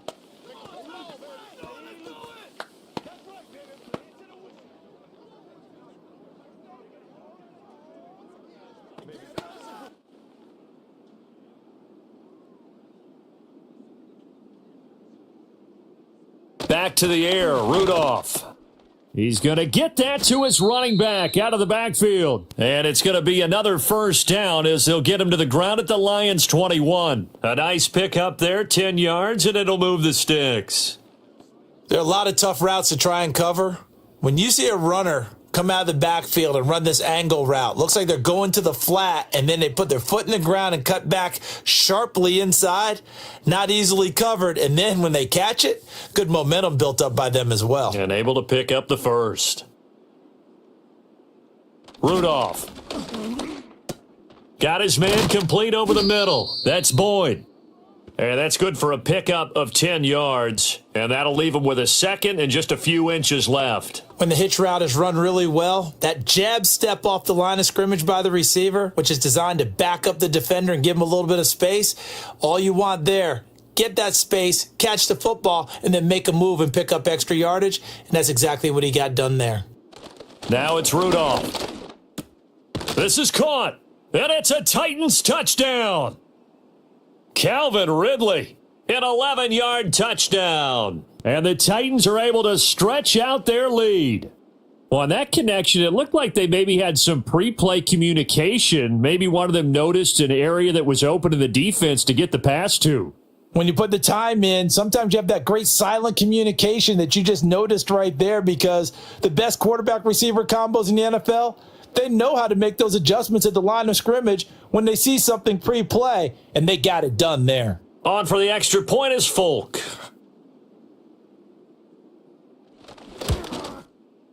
And this one gives his guys a 12-point lead. A drive that time of 6 plays. And it's Calvin Ridley who finishes it off with a touchdown reception.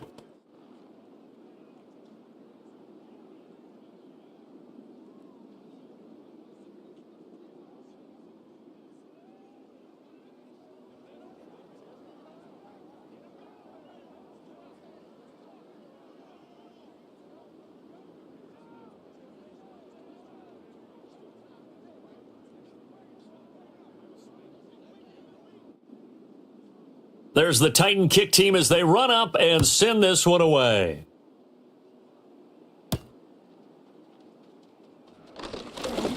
Oh, a dangerous return man showing it here. And they'll start this drive just across the 30. Pretty nice work on the return. And Detroit getting set to go now. So far, they've had 3 drives, 3 punts. Not good. Not good indeed, because you've got to have something to show for being out on the field. Now, sometimes if you have a game where neither side has scored, 3 punts isn't a bad thing. But when you're trying to set the pace, get up on top in a game, you've got to show better offense and find a way to put some points on the board. The tight end in motion right. Here's Goff. A little short pass here taken in by Laporta. That's good. The completion there for 7 yards, and it'll be second down. And his play caller does a nice job of giving him an easy throw to start this drive, and he takes advantage of it. The completion sets up a manageable second down. From the 38 now, here's second down and 3.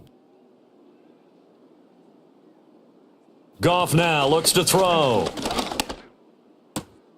That is caught by Laporta. And he's going to step out of bounds all the way down at the 20. A big play there for Detroit. 41 yards. They made that way too easy for them. No one is supposed to be that open against an NFL defense. Once he caught the ball, there wasn't anybody close enough to stop him. And he was able to continue downfield after making the catch. The Lions into the red zone for the first time. 1st and 10 right at the 20. They'll bring a tight end in motion right. They'll fake the give. Now Goff. Fighting through pressure. This is caught. And that's a touchdown, but hold on. There is a flag down on the field. We'll have to see what this is about.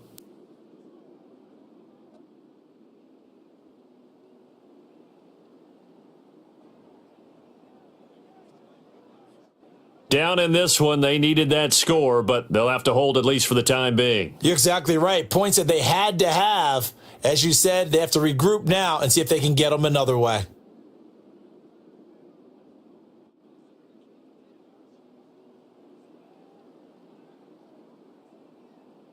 They'll motion the tight end across the formation.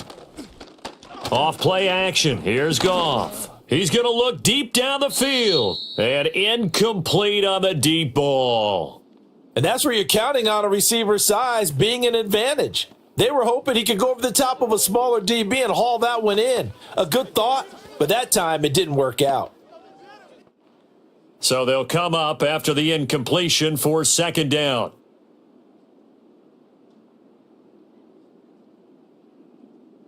Again, Goff. And that'll be caught by St. Brown. And just 3 yards on the catch there. He couldn't get away. And they're going to be staring at a 3rd and long here. The goal of a wide receiver screen is get enough blockers in front to create a wall and let him pick his spot to run the football. How about the defense there, swarming to it and not allowing that to happen? Did not let him get downfield. Now on 3rd and long, they'll look to throw. Throw caught by Raymond. They wind up getting 16, but even that's not quite enough. It's 4th down. And that big gain may just change the thought process here on 4th down. I think in the red zone, they might now consider going for it on 4th down. Now the Lions, they send out the field goal unit here. From the left hash, a chip shot here. And his kick is good. And that lead is back down to 9 now. So it was 4th and 1 down in the red zone, but they elect to take just the 3. And I'm a little surprised that that's how they decided to play it, that they didn't go for it there. But sometimes just take those 3 points and put them in your pocket. I just have one question for you, partner. Okay. Hip pocket or back pocket?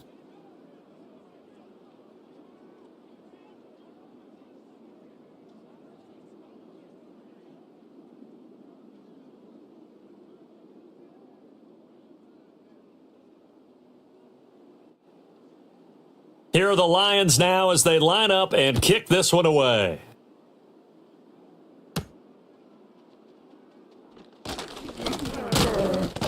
And a nice return sets him up pretty good here right at the 30-yard line. Out comes Calvin Ridley and the offense for their next drive. He's doing what he's capable of, having a solid game. Not the most amazing game. He's not over 100 yards, but a good game so far. And you just know that mentally, he feels like he's one catch away from turning it into a great game and starting on that road. And the defenders are well aware of that too. They've got to figure out a way to not let that escalate. Keep him right in this zone here and call it a day, because otherwise he can really decimate them. Better believe they are well aware of his playmaking ability. And he gets this to the 35. Good for a gain of 5. Now that's what he can do, when he keeps the football. It's not a huge gain, but it shows how hard it can be to stop him. Yeah, and I thought the defense had that one pretty well contained. And in fact, they probably came up and felt pretty good about what they did. Then they looked up and realized he still got good yardage out of it. He's a tough guy to stop. Rudolph looking to throw. Airing it out, looking for Ridley. That's caught inside the 20. And he's going to be out of bounds, but not before he gets all the way down inside the 20-yard line. A big play that time for the Titans. 48 yards. We always talk about the guy who paid off the play, don't we? Guy who caught it or ran it. But how about the elements that go into making a big play? This one in particular, able to scan the field, pocket held up nicely. What a terrific job by the offensive line. The route, well run, and the football, right on the money. So from the 17 now, here's a 1st and 10. Out of the gun, Rudolph.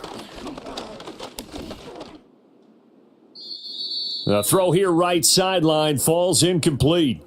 I see the surprise in your face there, partner. That is a rare incompletion from him. He's been on point this entire game. He has percentage completion-wise way up. Not that time. Now a 2nd and 10.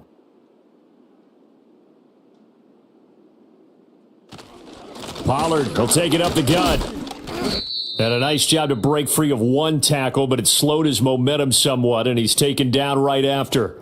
5 yards. Now it's 3rd and 5. That's a really nice job by them picking up the run blitz and detecting it and blocking it and turning it into a nice run. And a lot of times you think if you blitz a running play, you're going to smother it.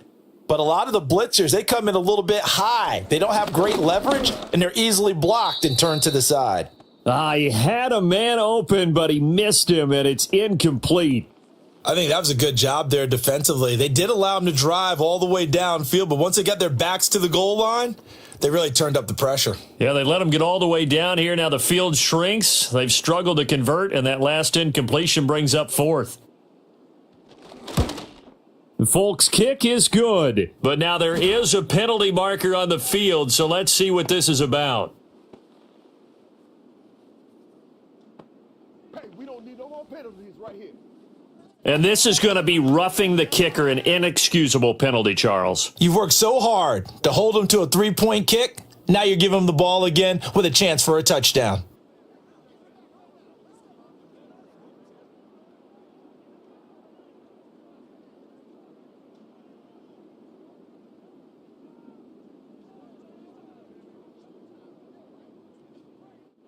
So now then the penalty's got him set up with a 1st and goal. They run straight ahead here with Pollard. And he's able to get it down to the 2-yard line.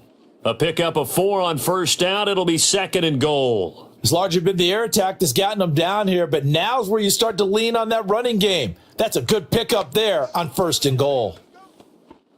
From the 2 now, 2nd and goal.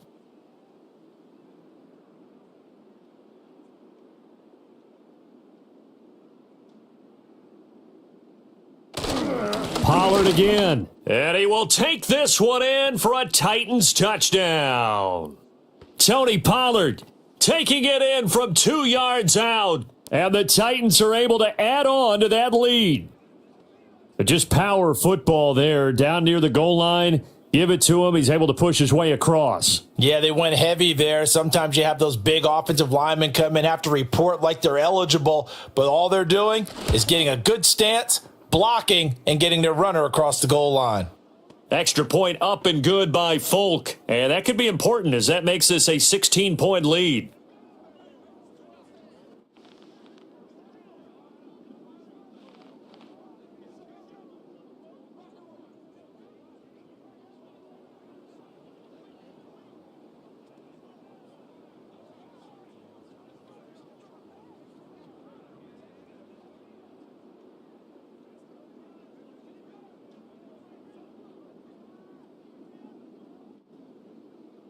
There's the Titan kick team as they run up and send this one away.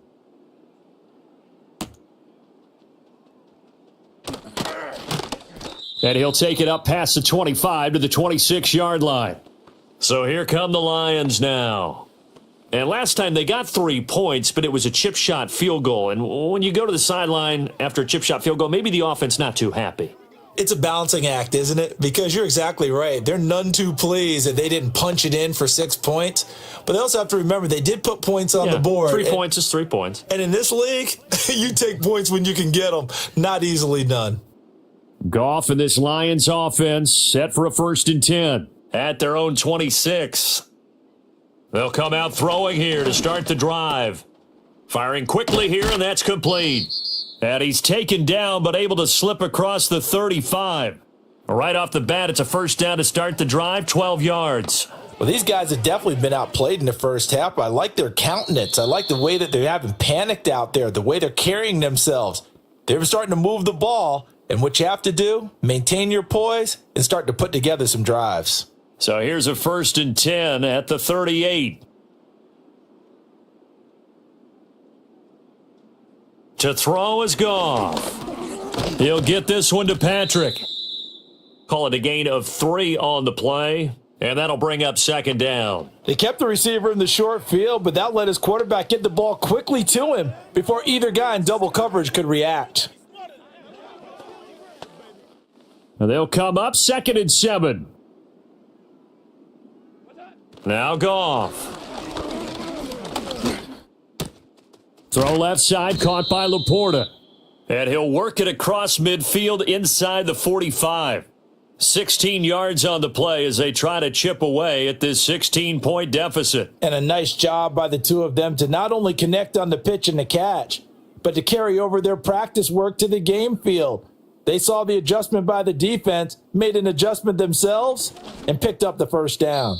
Throwing quickly there, but it's incomplete. And not a common sight, at least on this drive. A momentary setback, though, for this passing game that has been moving well this series. Good thing for them, though. Still 2 more downs to connect and try and pick up another 1st down. So 2nd down, still 10 yards to go. Ball on the 43. Throwing again is Goff. That'll be caught. It's St. Brown. And he takes this just a few yards shy of the red zone before going out. They call his number again. It's his 6th catch and a 1st down. And this has been a nice answer to the touchdown drive against them a few minutes ago because they've come out and reestablished the tempo. A nice throw there, and they're putting together a very strong drive as a response. Here's Goff.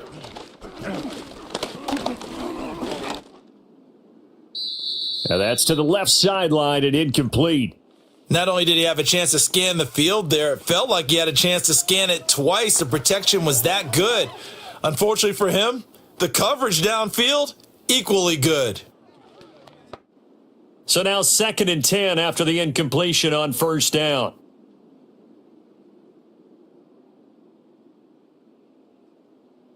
In motion, the tight end.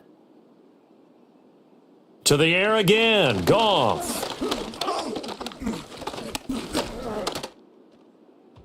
And his throw is incomplete. What would look like a march to the end zone has hit a momentary roadblock with that incompletion. No need to panic. They just got to come up with a high percentage play call and see if they can get their offense back on track. This offense was on the move. Now 2 straight incompletions have them looking at 3rd and 10. Goff now to throw. Pass taken in by his big tight end. The Lions will use the first of their timeouts as the clock stops here with 46 seconds remaining in the first half.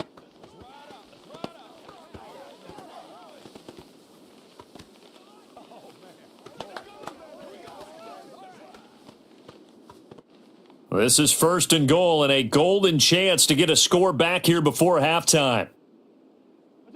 Goff. He's got his man. It's caught for a Lion touchdown.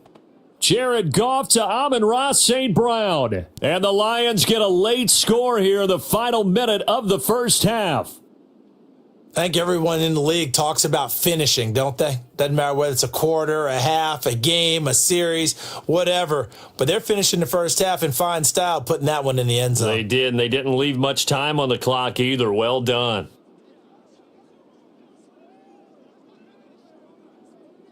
Now the extra point.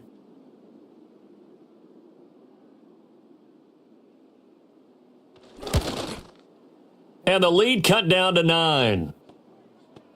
So that drive consumes 9 plays all told. And it's capped off by a touchdown for the Lions.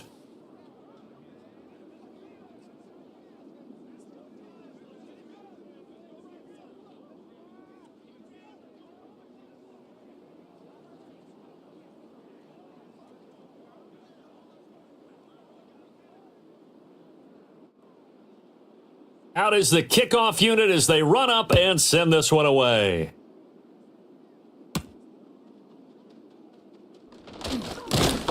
And he's up across the 25 and down at the 28.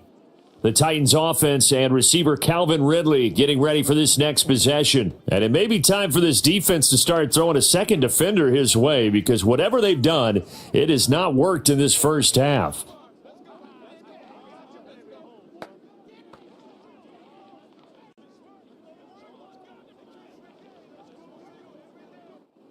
The Titans offense set to begin the drive. And with a 2-score lead already, they may just look to get this thing to the locker room. Now Rudolph. Short throw taken in by Okonkwo. The Titans going to use the first of their timeouts, as it'll come with 36 ticks to go in half number 1.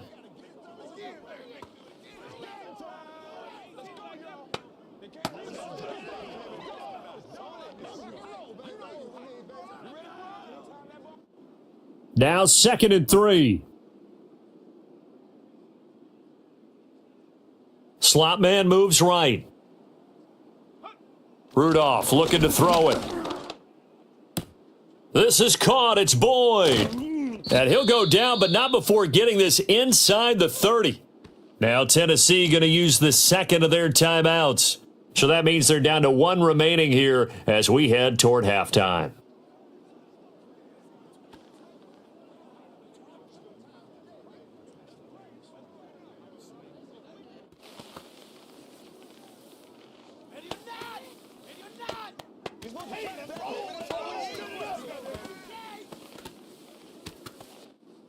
So now then, the big play has him all the way inside the 30 now, 1st and 10.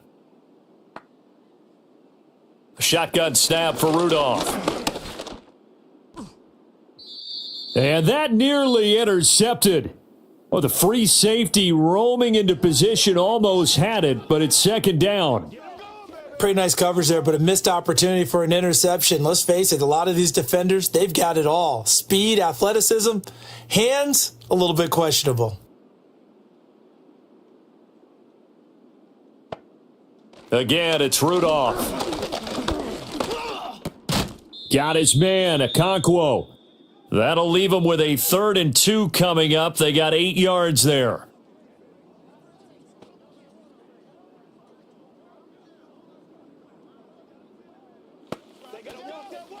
And with just 4 seconds left in this first half, a timeout call.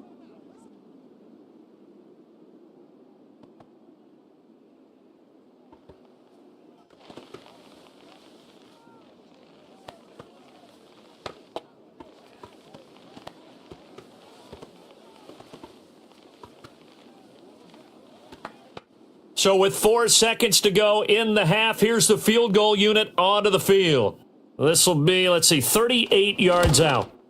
Folk's kick is good, and that will extend their lead even further. So a capper there to a pretty good first half. And I love the way that they put a chokehold on the clock and pretty much drained everything before they put the field goal on the board as they headed into the half.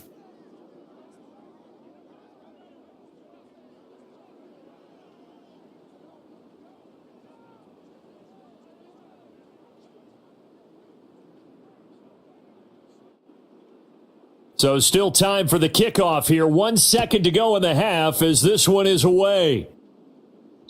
And they will not get a chance to return this one. It's through the back of the end zone for a touchback.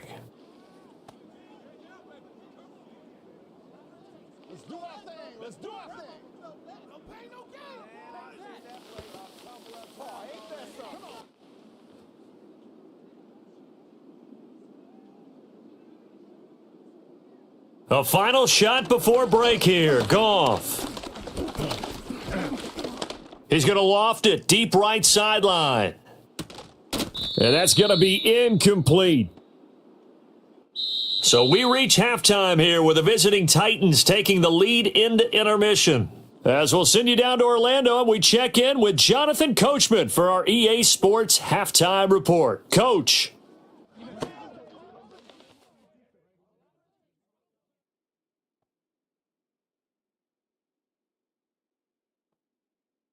It was a strong first half for running back Tony Pollard.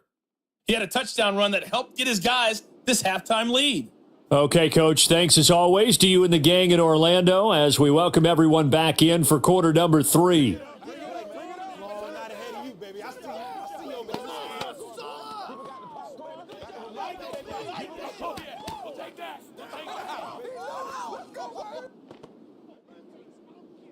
It'll be Lions football to start the second half, and they trail here as we get back underway on EA Sports.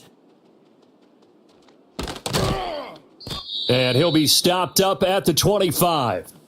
The Lions offense and receiver Amon-Ra St. Brown set to go once more, and he was pretty much unguardable in that first half. You see the numbers there as they try to add to him here in this third quarter.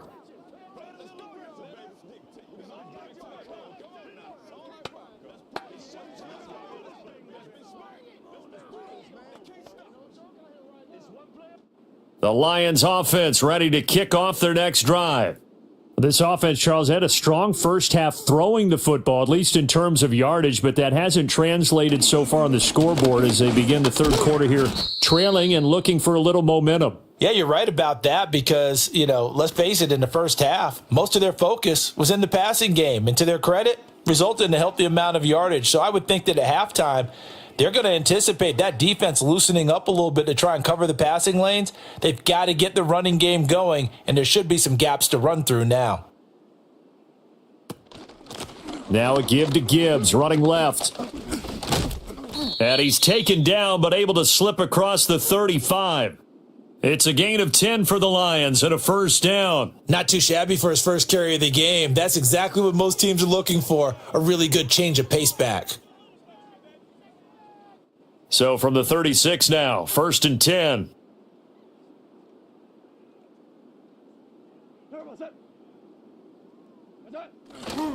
Montgomery on the counter. And he'll take this ahead for about 4. Second down coming up. Well, they still have time to get him established, but in my estimation, they've got to pick up the urgency here. They've got to get quickly in and out of the huddle and run off a bunch more plays. Now a 2nd and 6. They'll keep pounding here with Montgomery. And he'll get about 3 here up to the 44-yard line. I'd say they've got to find a way to get him going. He's such a big part of their offense. I wonder if they might throw it a little and come back to the run. Anything, because you're right. He's pretty much been completely neutralized. This offense in desperate need of a conversion as they come up on 3rd down. They'll run it. Here's Montgomery. And he'll be tackled about 2 yards shy of the line to gain. A 1-yard pickup leads to 4th down. Well, they're hoping that the second half is better for him than the first half. They've got to find a way to get him going. He's a big part of their offense.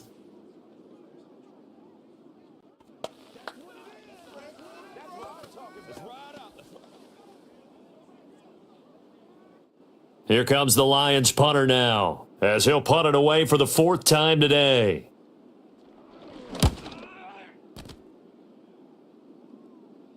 And a fair catch called for and made at the 12-yard line. The Titans offense and Mason Rudolph make their way back out. And he's been a nightmare to scheme against throughout this one. This defense has been totally taken apart, and that is borne out in his numbers. He's been terrific all game long.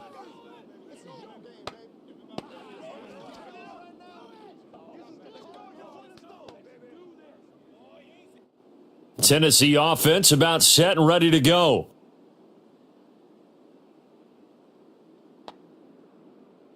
Here's Rudolph. Slant pass to Boyd. And that's good for a pickup of 10 yards. And they'll be left with a second and about a foot. They like going to him in the slot. He catches another one. I think this comes under the heading of until they stop him, why not go back to him? He has something going really well. Great working relationship with the guy throwing the ball, and they keep making the connection. Rudolph now to throw. A throw for Boyd, but it's intercepted. Picked off by Kirby Joseph. And he will bring it back. An interception return for a Lions touchdown. So that potentially a turning point here this third quarter. A 2-score lead down to 1 now following the pick six. And that had to be the message at halftime for this defense, delivered and accepted. We need to go out there and make something happen.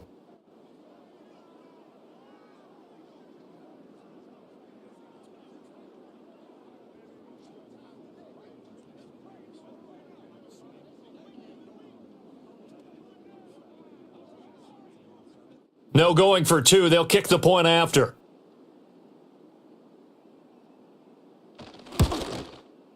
And this is back to a 5-point game. A heck of a play there defensively, getting the interception, navigating his way into the end zone for the touchdown.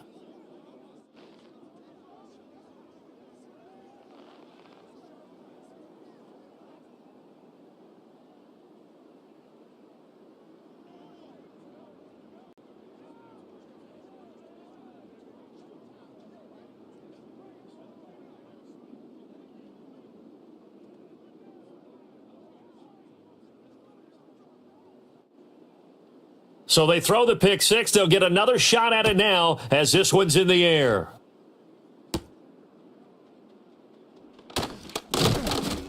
And up to about the 26-yard line, just across the 25. The Titans offense and their quarterback set to take the field once more. And he had it going in the first half, that's for sure. He's really had his way with his secondary. They've been powerless to stop him, and he'll look to keep it rolling right here.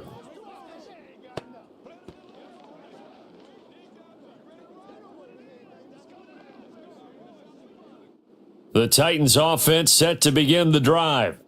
Now remember, they were just out here a moment ago through the pick six, so we'll see if they can take better care of the football this go around. And sometimes, partner, I think it's almost better that you just throw the pick six and you come right back out on the field. You're not over on the sidelines dwelling for it for very long. You're not hearing everyone say, oh, hey, you'll get them next time. Hey, don't worry about it. All that stuff just goes right out the window. You're right back out on the field with a chance to atone. They'll fake the handoff. Now Rudolph. And that falls to the ground, incomplete. Well, a nice job of bodying him up defensively. And now it brings up third down. It's another zone defense. It looks like it's open for possibilities, but they did a nice job patrolling the middle of the field and forcing an incompletion. An incomplete pass on that last play, and that means they'll need to come up with something here on third down. Now it's Rudolph. And he gets this one to Ridley, complete. And they're going to get him down well short of the first as he can only get this to the 30. Give him a gain of 5 on the completion. And that'll bring up fourth down.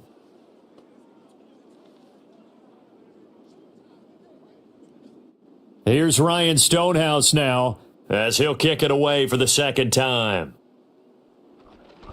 46 on his first kick. This one in that neighborhood as well. 47-yard punt, a return of 4. And the Lions will take over. And Detroit back in possession of the football. And our game's hit a little bit of a lull here, a little bit of a snag. Punts on back-to-back drives. And old school coaches don't necessarily mind that. Didn't turn it over, right? Didn't create a big play for the other team. Right now, what you're looking for is, can you gain an advantage in field position? And that's what both teams are seeking right now. Yeah, they'll be seeking to gain that advantage here on this drive. And it's incomplete, broken up. But there is a flag down. Let's see what that's about.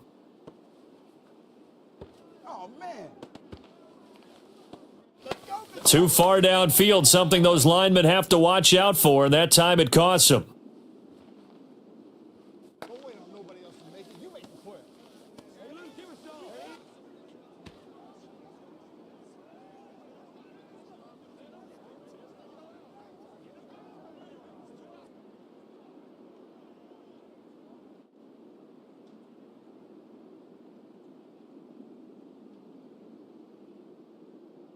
Goff. That's to the tight end, Laporta.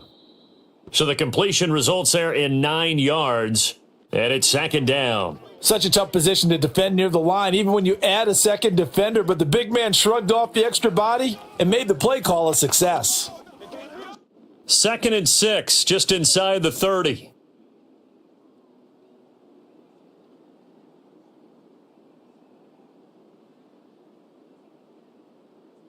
Goff now looks to throw. A little short pass here taken in by Laporta. And he gets this one just shy of the 40. They'll mark him down at the 39. These two have hooked up 9 times now this afternoon as they pick up the first. A nice grab by Laporta, and that's something he did a lot of throughout his remarkable rookie campaign that saw him earn All-Pro honors a season ago. Those wondering about a sophomore slump, worry no more. He's the real deal. And they'll send the tight end in motion here. First down, here's the run with Montgomery. And he can only manage to get a couple. 2nd and 8 coming up. I have to think a major focus of the halftime meetings had to be figuring out how to create space for the running game to get operating. Well, what you pointed out to me at half seems accurate. That line has struggled to sustain blocks. Yeah, I would agree with that totally. They've got to focus on staying on their double teams at the first level, make sure that block's secured before they slide off and try and chip someone at the second level. And he'll be brought down just shy of midfield at the 49-yard line. That one, a first down pickup of 8. Running lanes were at a premium in the first half, but he's able to find some room there, and he's hoping that that's a precursor of a big second half. 2 first downs have him up near midfield now on 1st and 10.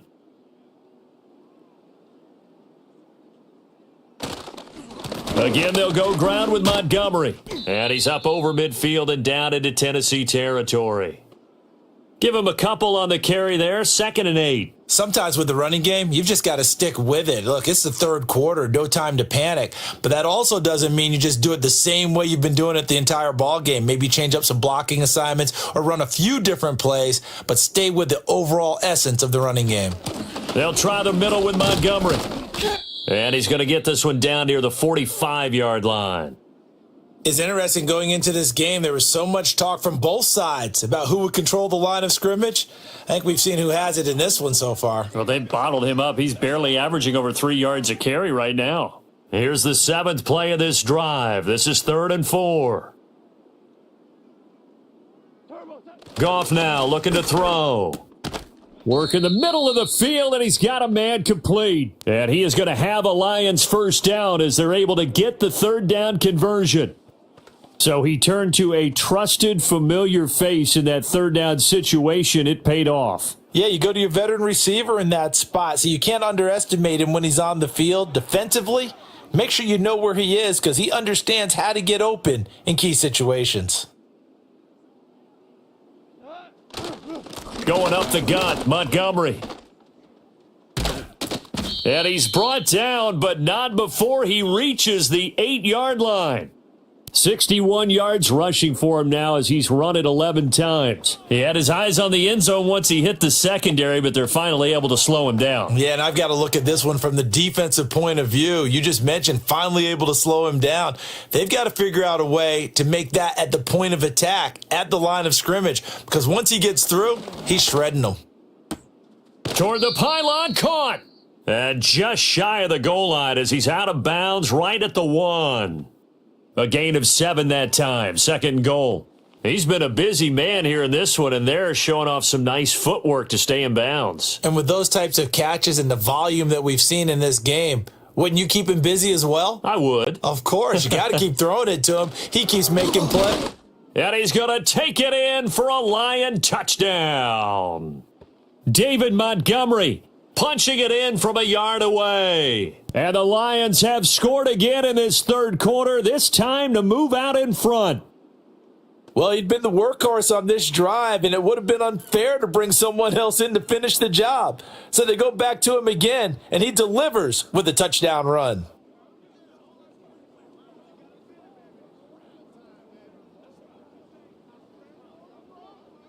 Dan Campbell makes the call. His guys will go for 2 here. Goff looking to throw. And he's got it. The try for 2 is successful, and it pushes the lead up to a field goal. So they make the decision. They want a 3-point lead versus a 2-point lead, and they got it. Yeah, at this stage of the game, it seems like the exact right thing to do. Put a little pressure on your defense, but the biggest thing now is you're making the other team chase you.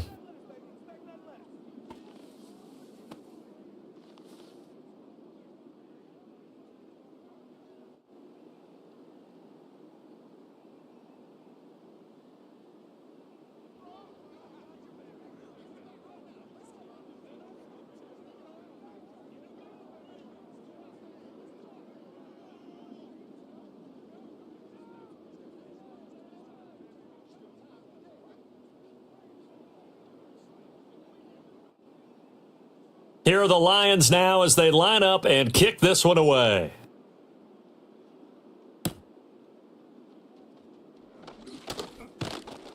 And they'll get him down inside the 30 at the 27. Tennessee offense set to go again. Their lead, they have seen it evaporate completely after such a good first half. They've been shut down here in the third quarter. Searching for answers, trying to figure out what it's going to take to get back to where they were before. The big part of it is that sometimes you don't have to go exotic now. You go back to basics. Being able to run the football, string some things together, some effective passes, try and get a rhythm established again, and try and get back in the lead. Back in the lead, like you said, back to the basics. And this is going to be a Titans first down as the tackle made just shy of the 40. They held him in check in the first half, but that's his longest carry of the game right there. So would this be the definition of fresh legs since he didn't get much done in the first half? Now he has a great opportunity. He's taking full advantage of it. They'll go with Pollard here on first down. And he's going to get a solid gain of 9 before being brought down. Second and right at a yard. You know what really fires up offensive linemen? When the guy that is carrying the ball behind them can create his own space and break a tackle along the way. From the 48-yard line, here's second and a yard. Gonna run again here with Pollard. Shoves him aside. And he is out of bounds, but not before he's inside the 30. 79 yards for him on the ground now as he has been terrific here this afternoon. I think they like this drive a little bit better there, partner. Running game helping out, picking up some of the slack. Because remember the last drive, they went 3 and out.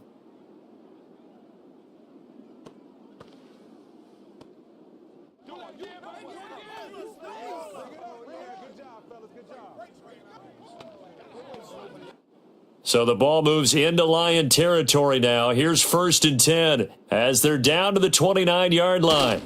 It'll be a handoff to Pollard. Had a nice move, but can't break away. Down just inside the 30. Just a yard on the pickup there, and it'll bring up a 2nd and 9. He's had success on this drive, but not on this play. Finally, they bowed up defensively. I think they were determined not to let him take it pretty much all the way down the field. Yeah, it looks like they handled their run responsibilities correctly this time. What we call them run fits, everyone was in the right place. And that is going to do it for this third quarter of action.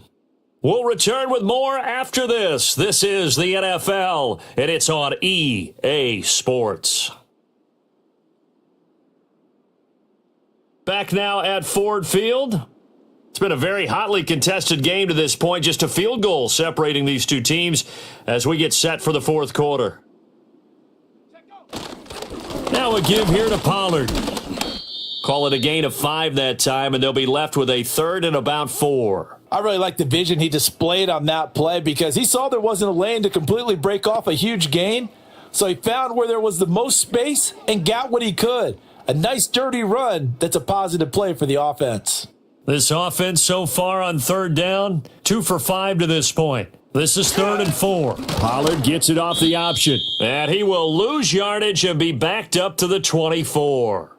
A loss of a yard, and it brings up fourth. I know that speed is the hallmark of today's NFL game, but the key to good rushing defense is still having your linebackers set the edge.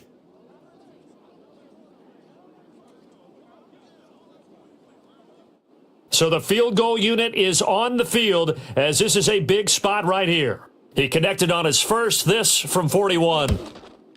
Folk's kick is good. And in the fourth quarter, this game is tied. So that's a 7-play drive that ultimately stalls out there at the end. Yeah, things were a little leaky in the beginning on that drive, weren't they? But how about the front seven? As they got closer to their goal line, things stiffened a little bit, forced the field goal.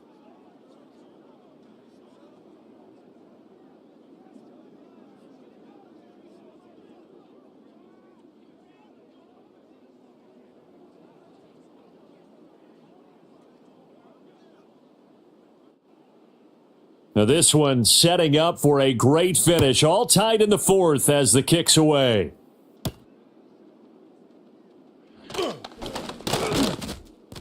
And he takes this near the 25. Just a little pass there. Call it the 26. Here's the Detroit offense now as they head back out onto the field. And we essentially have a brand new ball game. After that last field goal has tied us all up, we brace for what should be an exciting rest of this fourth quarter.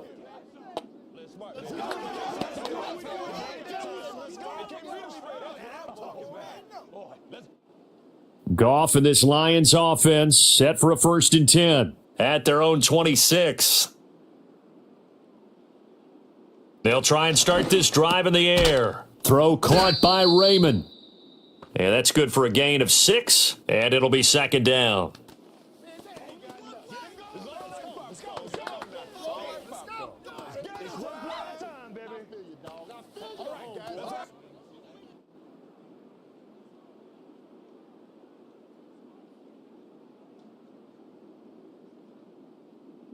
They'll bring the tight end in motion right.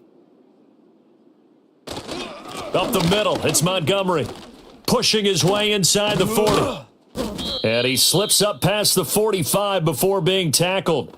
76 yards on the ground so far for Montgomery. It's a 1st down. Another carry for their leader and a good one. It's crunch time. They'll need him to continue to be productive in both the run and passing game in order for them to try and snatch a victory.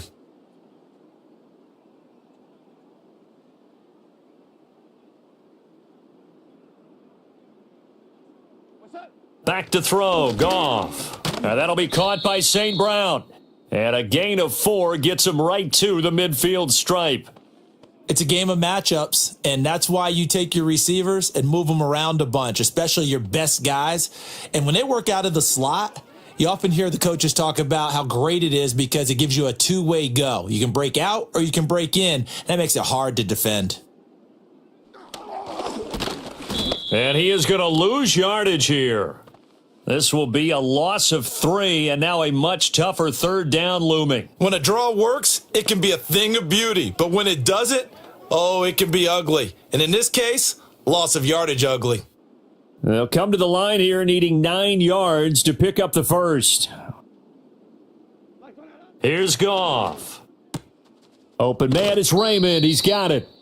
And they'll get this across the midfield stripe, but still winding up short of the 1st down. Call it a gain of 6 on the play, and it'll be 4th down. One hallmark of good defenses is understanding the game, understanding positioning, and tackling immediately in the secondary after catches. I think we just saw that on display right there. Got to him before he ever had a chance to think about turning it upfield.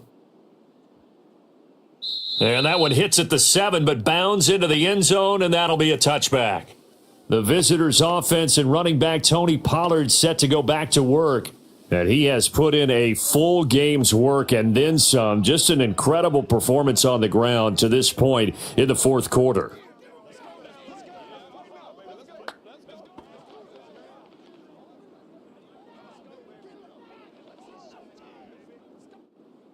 Tennessee offense about set and ready to go. Excellent job by their defense to force the punt and provide them with this opportunity, all tied in the fourth quarter. And that is not fooling anyone. He never had a chance to turn the corner there, and they'll go backwards right away.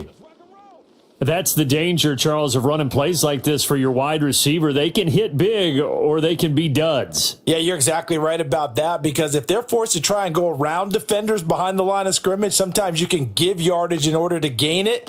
But in this case, they gave yardage and didn't get it back. Airing it out, looking for Ridley. That's going to be knocked away and incomplete.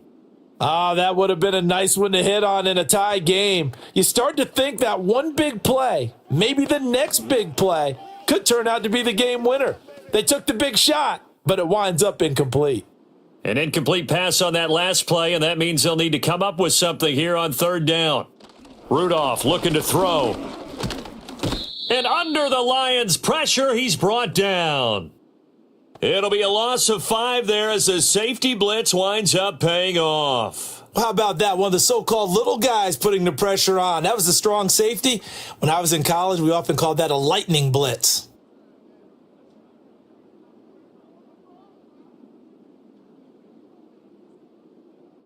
Here's Ryan Stonehouse now as the drive goes backwards, so he's on to punt it away.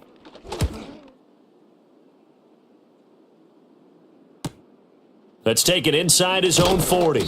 And 9 yards there on the return following a punt of 47. And they will take over 1st and 10. Here's the Lion offense now as they get ready to take over. The last series form, a little disappointing, forced to punt. And now they'll try to do better here and come away with some points as they begin this drive, 1st and 10.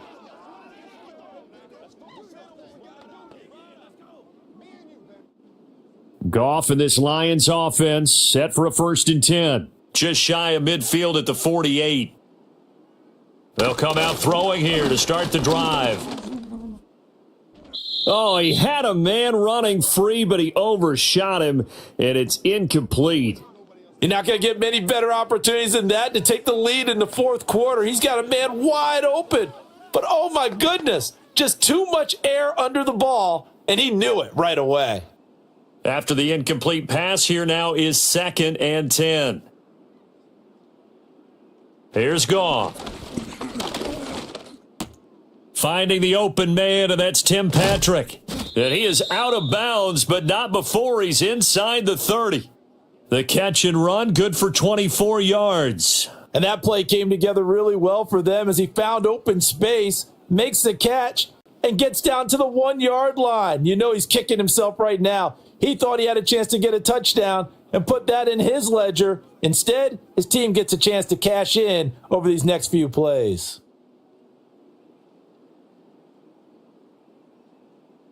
To throw is Goff. A little short pass here taken in by Laporta. It'll go down as a gain of 6, and it's 2nd down. Nice rhythm throw there on 1st down. He located his tight end, made it a nice easy pitch and catch. Hoping he can break a tackle or two. Wasn't able to do that there, but still good yardage. Here now, 2nd and 4. Goff now to throw. Outright, this one goes to Patrick. They call his number again. It's his 6th catch and a 1st down.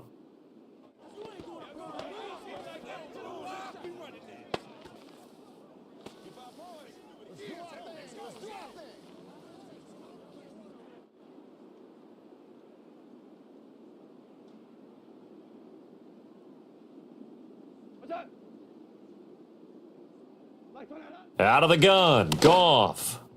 A quick throw there is incomplete.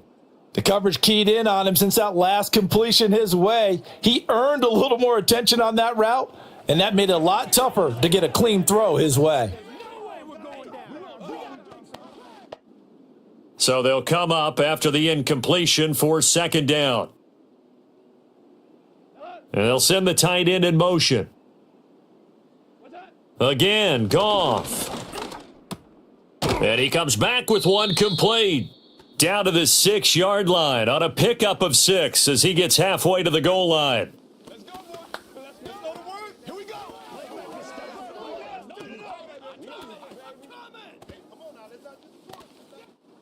The offense on 3rd down, they've converted 3 times in 8 chances. This is 3rd and 4. Goff. And that is caught. Touchdown, Detroit. Jared Goff to Amon-Ra St. Brown. And the Lions have broken our tie and have taken a fourth quarter lead.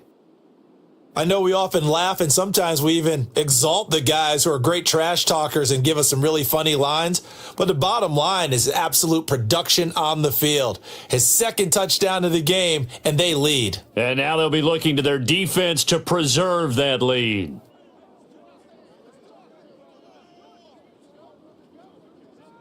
Now the try here for the point after.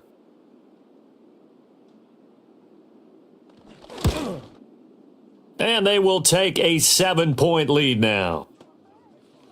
So that winds up a 7-play drive all told. And the end result, a Detroit touchdown.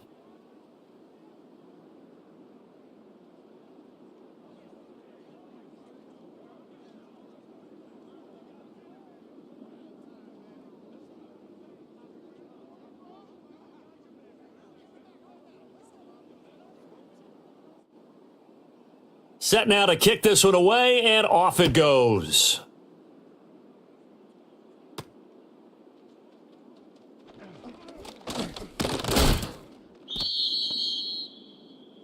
Here's Tennessee ready to begin this drive offensively. They now trail by 7 after that last touchdown here in the fourth quarter. What a big spot for this offense. See if they can cobble something together on this drive.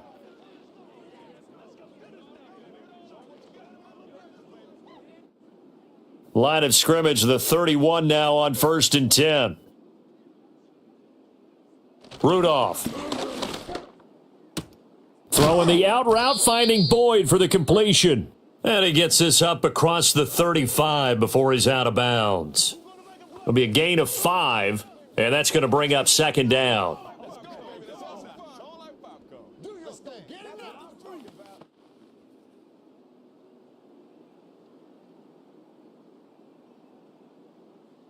Out of the gun, Rudolph.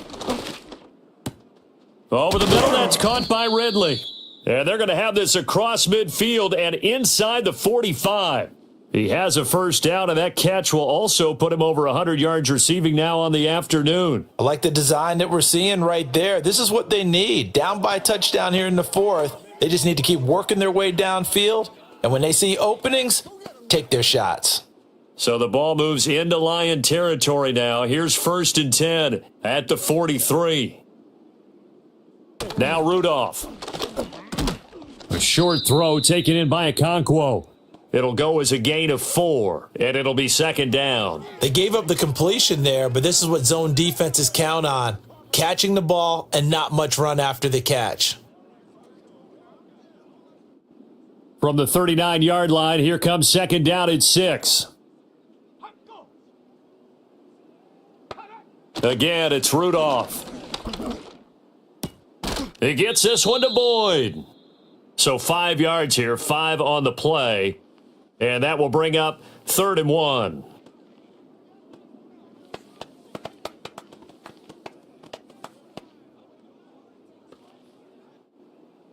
So they just need 1 yard here to pick up the first down. A shotgun snap for Rudolph. That is caught. Well, he's taken down, but not before picking up the first thanks to a flashy little spin move. Fourth quarter, down to the final 2 minutes, and we've got a one-score game. So the Titans in possession of the football here as we get you reset. They come up on a 1st and 10, desperately needing a score here on what could be their final drive. Down he goes at the 23, a pickup of 4. That completion helps out in a nice way. Now they can take a little bit more time, but guess what? They've got to make sure on their throws that they see it open, not just anticipate it. 2nd and 6 coming up. Throwing here, Rudolph. He finds his man, Pollard. It drives some people crazy to see those short throws underneath. They've got to find a way to gash the defense downfield.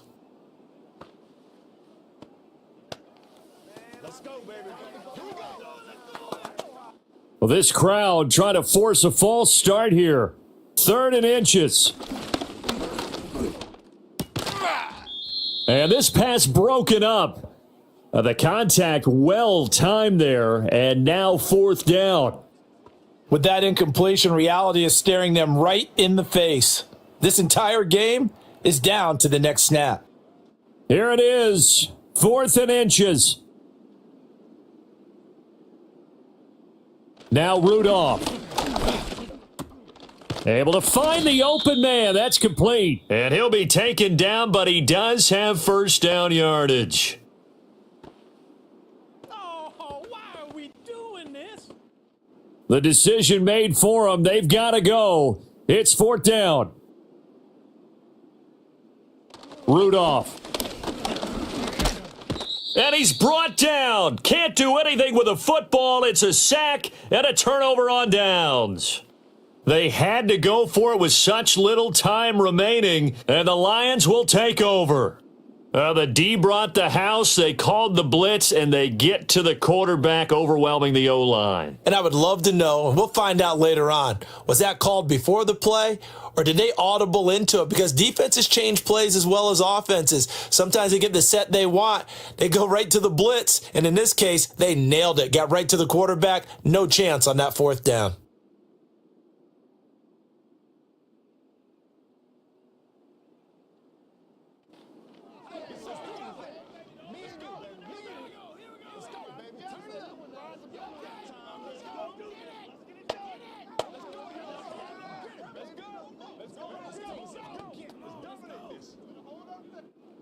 The Detroit offense ready to begin their drive. And this game not quite in hand yet. We'll likely see all 3 timeouts defensively and then reassess where we are. And this will leave them a yard short. Nice pickup of 9 yards on first down.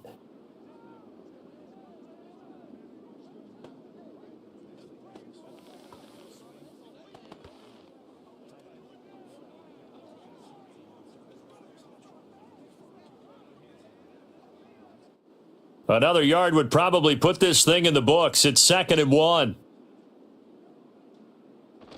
He's going to get it again. Just looking to get forward and protect the ball. Now Tennessee going to use the 2nd of their timeouts, as it'll come with 36 seconds to go in half number 2.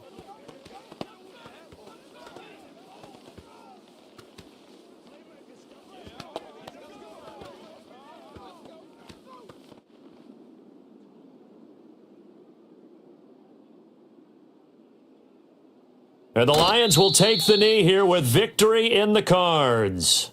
Now the Titans will use their 3rd and final timeout. And as the 2 teams talk it over on their respective sidelines, we take a break.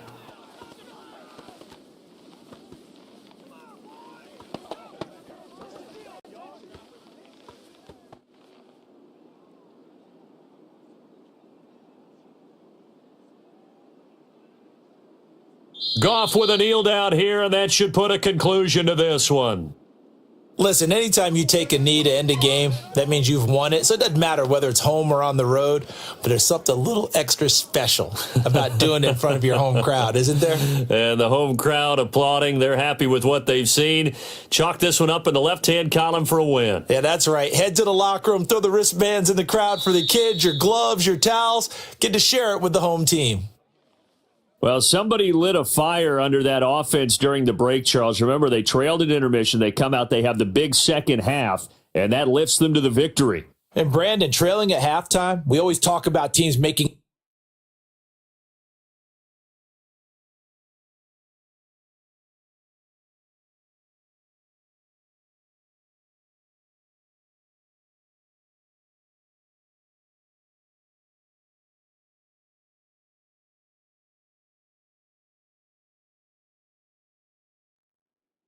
It's the National Football League on EA Sports. And if it's in the game, it's in the game. It's the Cardinals and the Fins. All that and more coming up next. That's what it is. That's what it is. We are about 15 miles north of downtown Miami. This is Hard Rock Stadium here in South Florida. So good to have you with us, Mike Tirico and Greg Olson. Greg, one of the joys of covering the league week in, week out You watch guys grow and mature, and all of a sudden you turn around and look at the quarterbacks we have in this game. Now we're looking at guys who have arrived at that magic term, franchise quarterback. Yeah, I think you just have to give a lot of credit, of course, to the player themselves, the work, the ability to invest in themselves to develop, but also in these organizations. They continue to surround these quarterbacks as they've gotten older with better talent, better systems, play to their strengths, maybe protect some of their weaknesses. That's what it takes to play at a high level at the quarterback for a long time in the NFL, and give credit to both these players and both these organizations. I think it's official. They have their quarterback of the future, and the future looks bright. Devon Achane to return it. He'll come across the 20 and taken down at the 21-yard line. The Dolphins come out on offense, and the lefty, Tua Tagovailoa. He led the NFL a year ago in passing yardage. Hard to believe this is season 5 already from Alabama. Greg, Tua, 26 years old, and his time is now. I don't know about you, Mike, but my biggest takeaway from our meeting with him was just how important it is that they get off to a fast start. He made it very clear. They wanted to put their opponent on their heels right from the jump. So I think early in this game, they're going to come out swinging right from their opening whistle. They'll motion the tight end, Smith. The NFL's leader in rushing touchdowns last year, Raheem Mostert. And he is hit behind the line of scrimmage, the defense with a statement on the game's first play. Mike, this defense talked all week about the importance of coming out fast and starting this game the right way, and it's less about the loss of yards there on that first play and more about just setting the tone. Hey, we're going to be here all day, we're bringing it, and boy, did they ever. Off play action, it's Tua. They go sideline, and he stays in bounds. Got the feet down in time. It's a first down. 12 yards on the pickup, and that's a first down. From the 32 now, here's 1st and 10. Hill brought in motion. A play fake. Now Tua to throw. He's carrying that ball loosely, and it is out. The Cardinals have got it. The quarterback was on the move, starting to gain some yards, but then he lost the ball, and the fumble's recovered by the defense. And early on, Mike, it was actually a really good job by the quarterback, extending that play, getting some positive yards with his legs, but he decided not to slide and give himself up. He takes that hit, loses the ball, and now the defense takes over. The Cardinals come out. They're led by their quarterback, Kyler Murray, first overall pick in 2019. Wows you with those highlight plays over the years. Off the injury, Greg, the Cardinals quarterback, is once again the exciting Kyler Murray. Here's what you call a bit of a unicorn of an athlete at the quarterback position. And when healthy, Mike, make no mistake about it. This guy is a flat-out playmaker. He possesses this rare ability with his legs to extend plays as he improvises that it's just hard to coach. But don't let that small stature fool you either. His arm talent, it's up there with some of the best in the league. And he's going to run out of time. They get to him and bring him down. In the midst of a tight game like that, you're looking for every play that you can make to try to gain advantage. And if you can continue to get after the quarterback, disrupt the rhythm and timing of this quarterback in the second half, that could be the difference of you being able to pull away. Work to do now as they come up on 2nd and long. Working from the shotgun, it's Murray. Well, he's brought down. That pass is going to pick up 4 and bring up 3rd down. This is one of those throws where you're hoping you do most of the damage after the catch, but give credit to the defense. Once that ball was caught, they were on him quickly, and there was nowhere for him to go after the catch. Now Murray on 3rd and long. He'll try to work the screen with Connor. He needed 13, and that's exactly what he got. By the nose of the football, it's a first down. Every once in a while, it just comes down to you need somebody in the huddle to just make a play, and There wasn't a whole lot fancy here. The quarterback just dumps the ball down, a quick underneath completion, and then really it's the yards after catch that did the rest. And that's what it takes. You're not always going to have the perfect play. You're not always going to dial up the perfect play against the perfect look. Sometimes players need to make plays, and that was a good one there. Now after the run, we get a stoppage for an injured player. The training staff going to look and will step out for a moment.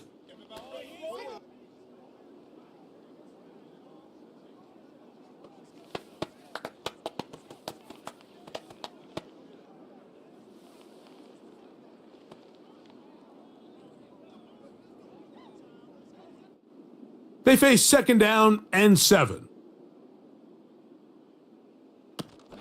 They'll go right back to Connor. And he tries to get back to the line of scrimmage, but will not happen here. I think he's going to lose a yard. How often do we see linebackers be so fast trying to track down the ball carrier that they end up actually overrunning the play and allowing the running back to cut back? But not this guy. Does a great job staying in phase, stretching this ball out sideways, and he brings them down for a loss. He'll try to run for it. Good job breaking the pocket and going for 14 yards, and most importantly, a 1st down. This is an element that defensively you always have to be ready to defend. You can't just accept that it's a pass and be so consumed with the receivers downfield. You have to account for the quarterback as a scrambler.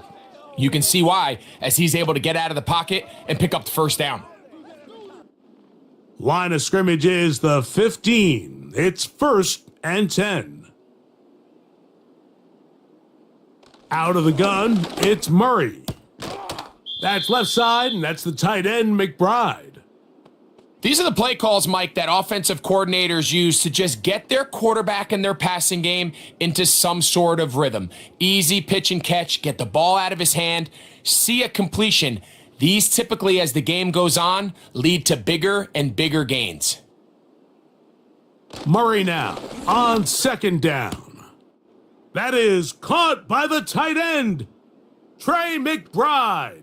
Touchdown, Arizona. So when you find yourself this tight to the goal line, Mike, the offense becomes a lot more restricted in as far as how deep you can throw the ball. The field is wider than it is long, and I think the idea here is let's spread them out. Let's put all of our eligibles out there and let the quarterback get a really good picture. Where are the holes in the coverage? Where are the one-on-one matchups that I like? And let's put this ball in the quarterback's hand. Let him make a good decision, and in this case, it results in a touchdown. Chad Ryland now for the extra point.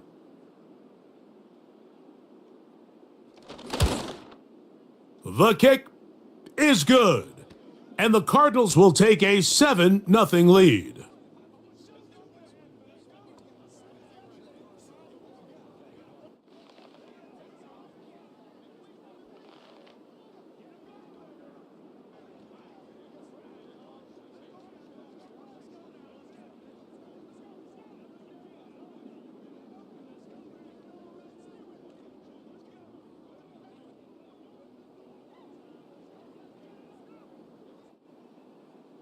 Here's Ryland now. After the TD, he'll send this one away.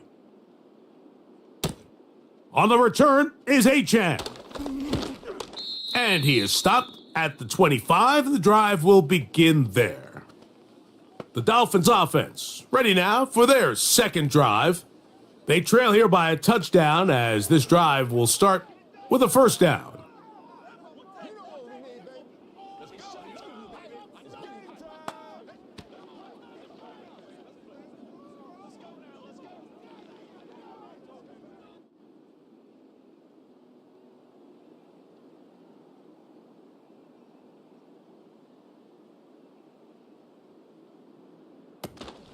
Now the 2nd-year man, Devon Achan. It's a pickup of about 3 to the 28-yard line.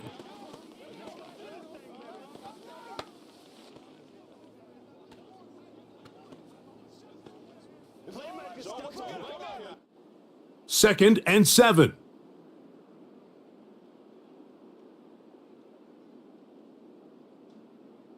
Out of the gun, Tungo Vailoa. and he'll be forced to just throw that one away. It's incomplete.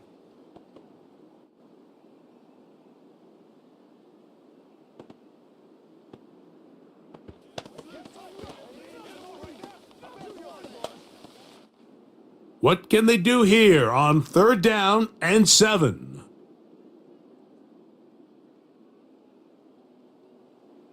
Tua. They'll try to set up the screen to Mostert. Trying to find some seam out there, but he will not. They get him behind the line, and 4th down is coming up. I think this play is a direct result of his film study. He knew exactly where that ball was going before the play was snapped, and that play recognition, man, it separates a lot of guys in this league and results in a negative play. So on 4th down, it's Jake Bailey to punt for the Dolphins. DJ Dallas, the return man. This returnable from inside his own 40. The Cardinals offense ready for their second possession.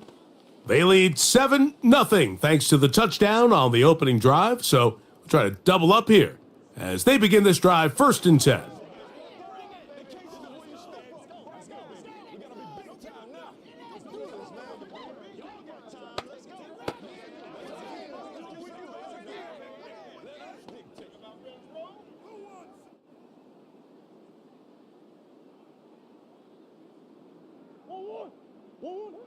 Working out of the gun, Murray. A hit as he throws there. It's going to wind up incomplete. The pressure got to him that time, and it'll set up 2nd down. This pass rush is continuing to make their presence felt here in the early going, and for this quarterback, he's lucky to at least get rid of that ball because they were on the verge of recording their 2nd sack, and we're still here in the 1st quarter. On 2nd down, Murray. That'll be taken in by Connor. They'll get maybe 3 out of that one, and it's going to set up 3rd down.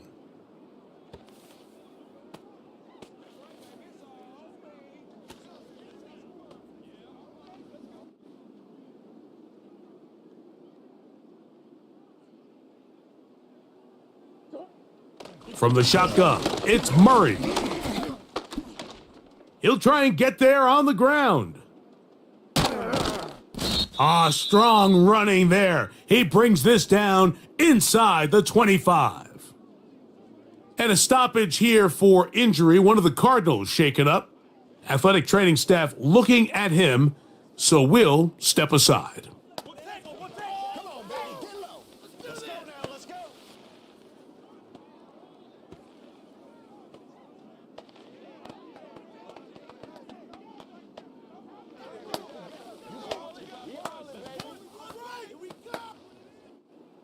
Here's 1st and 10.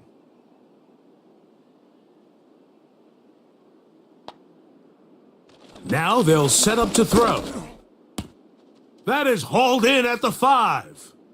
He is in. Trey McBride. Touchdown, Cardinals. That's 2 touchdowns for him now in this 1st quarter alone.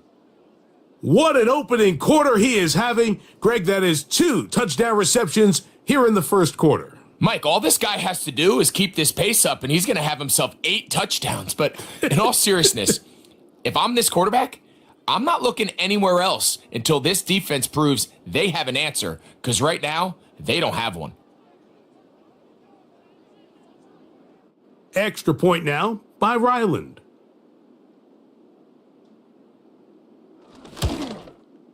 His kick is good, and the Cardinals move out on top 14-0.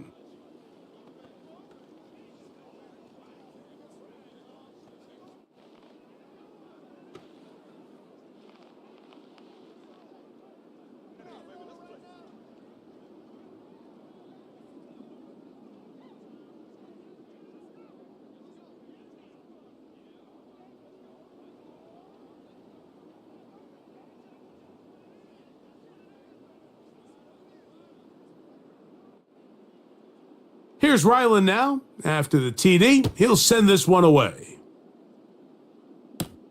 On the return, Malik Washington.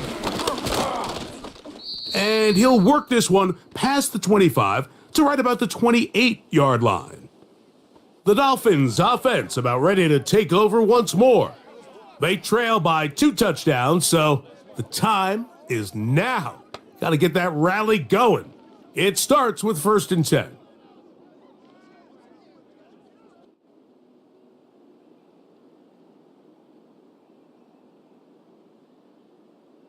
A shotgun snap for Tua. That is caught left side by Waddle. And that keeps him ahead of schedule. That's a 1st down completion of 7 yards.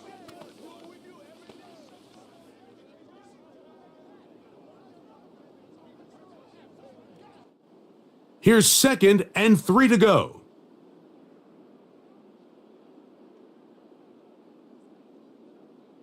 From the gun, here's Tua. He's going to take a shot down the field. And that's going to be incomplete. Coverage was good that time. The contact jarring the ball loose and forcing 3rd down. You know, Mike, there's the saying in the NFL, take what the defense gives you. But that's not always the case. Sometimes you have to force a ball downfield. Show the defense you are willing to take big shots. Even though they weren't able to connect, it's going to have an impact the rest of the game.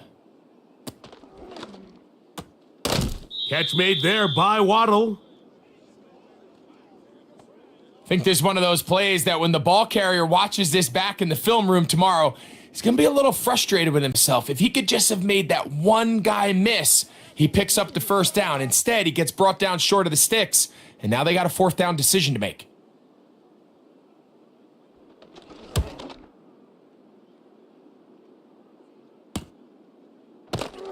And not much doing there. They made sure he would not get free. Out comes the Arizona offense. They get ready for their next possession. They've raced out to a 14-0 lead. They've done nothing wrong so far.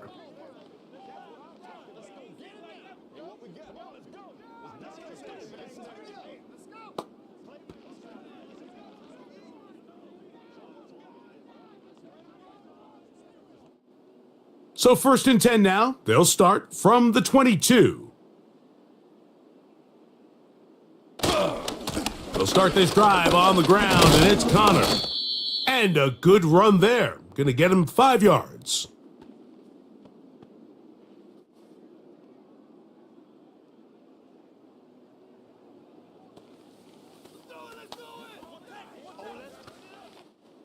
They'll break the huddle. It's 2nd and 5. They'll go again here to Connor. And this will be a Cardinals 1st down as he's got this up to about the 34-yard line. 2nd down at these distances, Mike, you pretty much anticipate a pass, and I think that's what the defense was lined up thinking. In this case, they leave a little too much room on the ground, and the offense is able to pick up a 1st down. Throwing now from the gun. And after the catch, he gets that forward for a gain of 9. The drag route is certainly not the most complicated route on the route tree, but a really nice job there using the scheme to create separation. He did a really nice job there working across the middle of the field as he made himself open. Now, faking the give. That's caught by Harrison right side. A pickup of 14 on that one. It's good for a Cardinals 1st down. You can't run plays like this, Mike, if you don't have incredible pass protection. I mean, he started on the left side of the formation, and look how far he had to go across the field before that ball was caught. That's going to take time. That's going to take a lot of trust in that quarterback, in his protectors, to know he can stand tall in that pocket and wait for his receiver to break open. He plunges forward for a couple of yards. David Long there on the stop.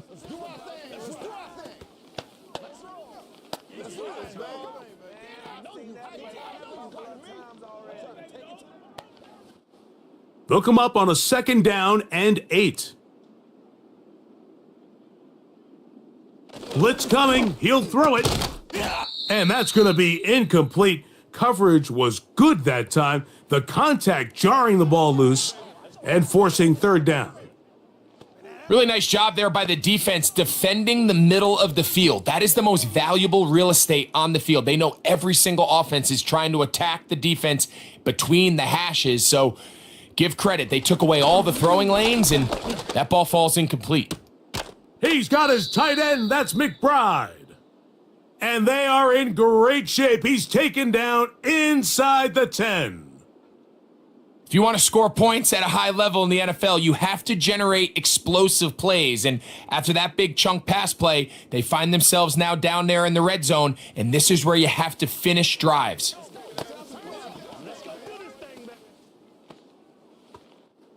So the big play changes the complexion of things. It's first and goal now from just inside the 10-yard line.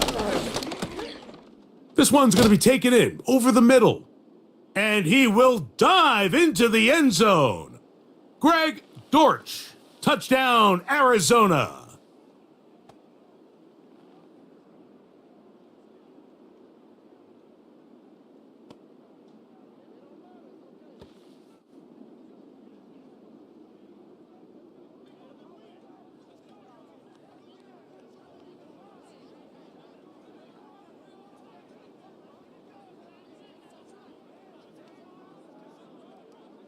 Now Ryland for the extra point.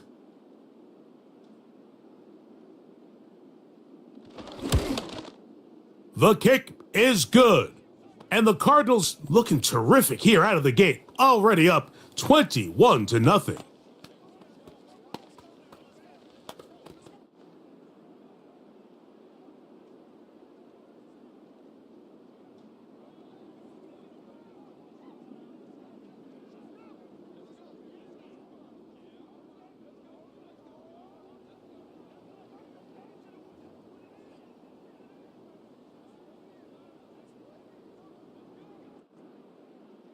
Here's Ryland now. After the TD, he'll send this one away. On the return is Achan. And he'll bring it out to the 22-yard line, and that's where the offense will take the field.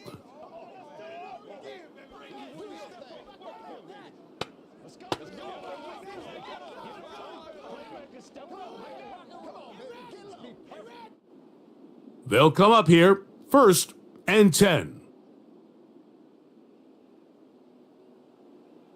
Hill brought in motion.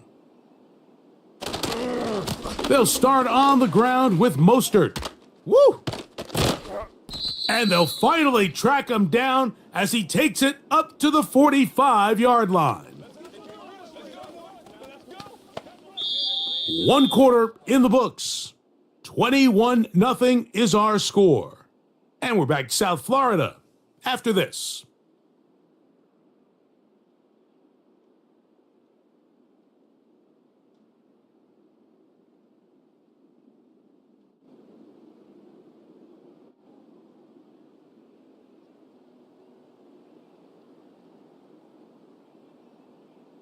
On 1st down, here's Tungo Vailoa to throw. He'll find Mostert out of the backfield. And they'll get about half of what they needed. It's a pickup of 5 and sets up 2nd and 5. All right, so there's really 3 areas that a modern NFL running back has to excel at. Number 1, the traditional handoffs. Number 2, you have to be excellent and reliable in pass protection. And maybe bigger than all of them, you have to be at least serviceable out of the backfield in the passing game. And this defense having nothing of that, they get him down behind the line.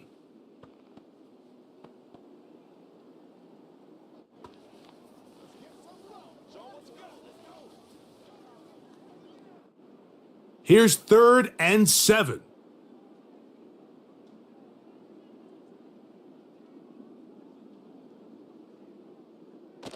Back to throw is Tua. Going up top. That is knocked away downfield, incomplete. He made sure not to let the receiver get behind him. 3rd down stop sets up 4th down. As this offense continues to put anything together and score some points, they need to just take a step back. Then you say, okay, we've struggled here in the first half putting points on the scoreboard. Don't worry about chasing points. Let's chase first downs. Let's chase completions. Just start building something small. And oftentimes when you take that approach, it snowballs, and next thing you know, you find your groove. The Cards offense ready to take over once again. They've opened up a big lead already, trying to put this one to bed maybe before halftime. Another drive starts here with 1st and 10.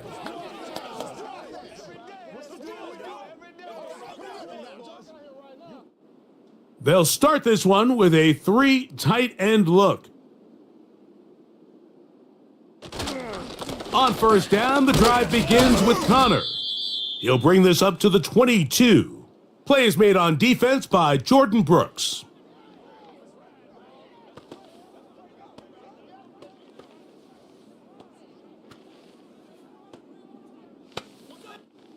Here's a 2nd and 6.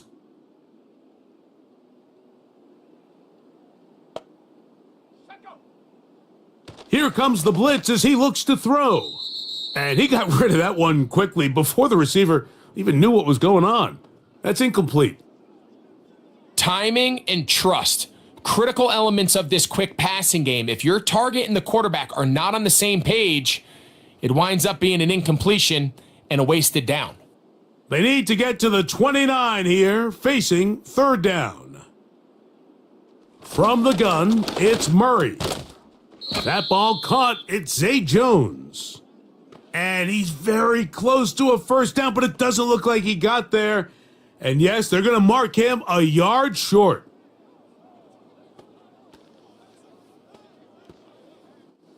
So on 4th down, it's Blake Gillikin to punt for Arizona.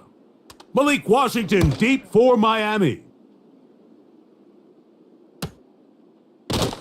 And that's a nice job of getting to him, making sure that return was not going anywhere. Out comes Miami and the offense to get started on their next drive. They'll try to get this a bit more respectable before the break. It has not been their half to this point. Let's see what they do on this drive. 1st down now.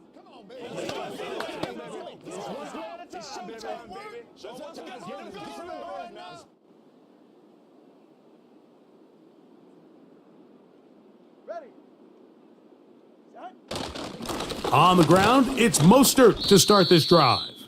And he'll take this up to the 30. A pickup of 5.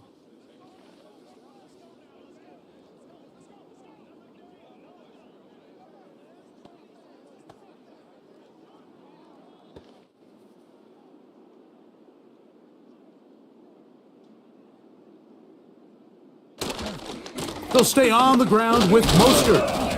And he'll get this close to the 1st down. It's a pickup of 4, but it still leaves 3rd and short.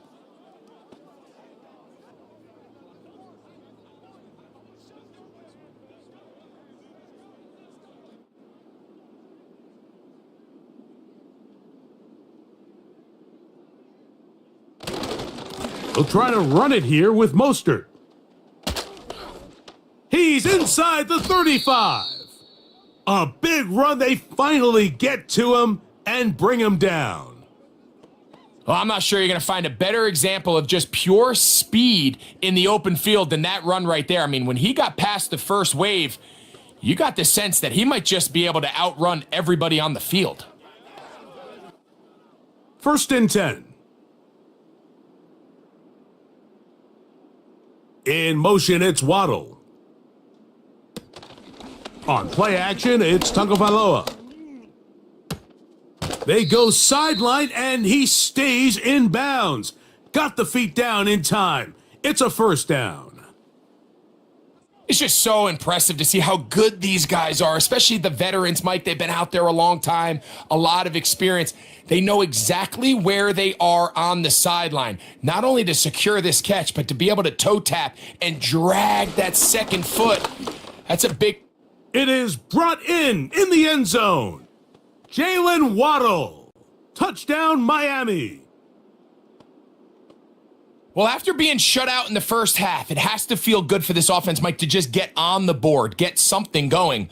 But now the question we have to ask is there enough time to come all the way back? Yeah, just some belief, right, Greg? Just let's watch these guys on the next few drives did that give them a little belief that they can stay in this game? Best way to start with that score.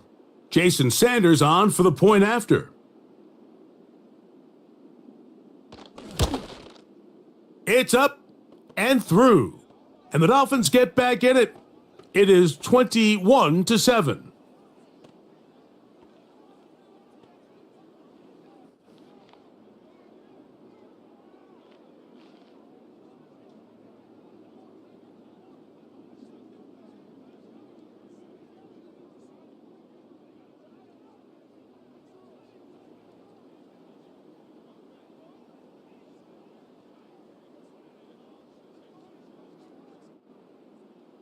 After the touchdown, Myers is back to boot this one away.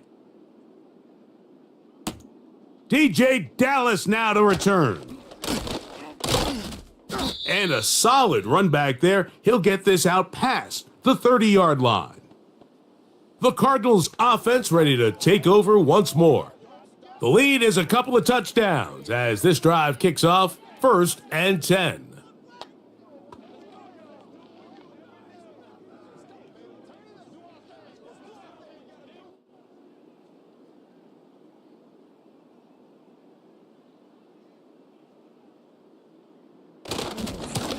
Now Connor. A gain of 4 as he's taken down.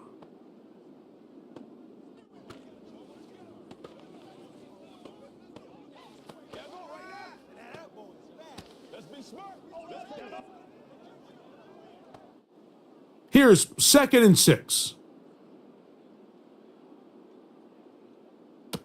Working from the shotgun, it's Murray. And that's going to be incomplete. Coverage was good that time. The contact jarring the ball loose and forcing 3rd down.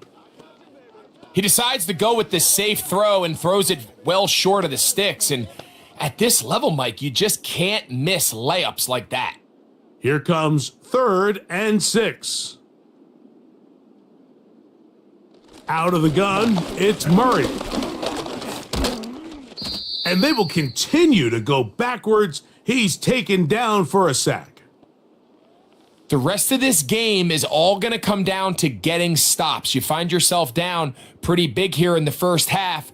You have to get the ball back to your offense as many times as possible, but you can't keep giving up scoring drives, whether it's field goals or touchdowns. You need punts. You need takeaways.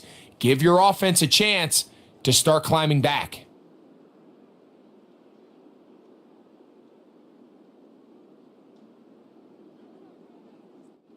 Here's Blake Gillikin now, as he's on to punt for the 2nd straight drive. Now, fair catch called, and he's going to take it out beyond the 25-yard line. Raheem Mostert and the Dolphins heading back onto the field. And he's been a tough man to stop in this first half, putting up some big numbers already. And remember, we haven't even reached halftime yet.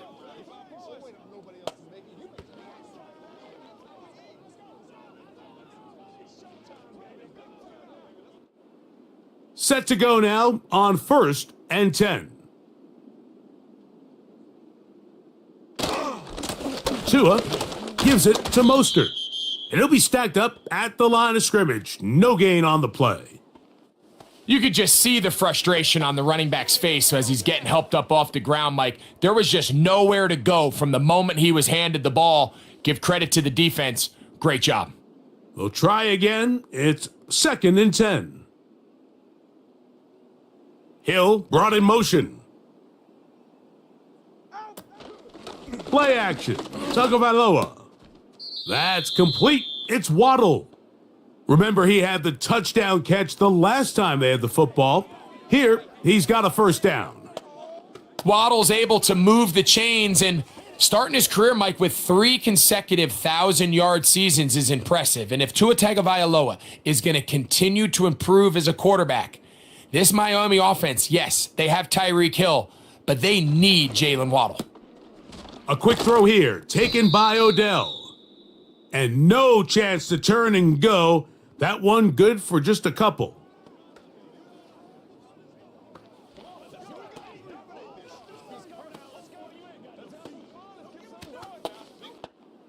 Second down and 8.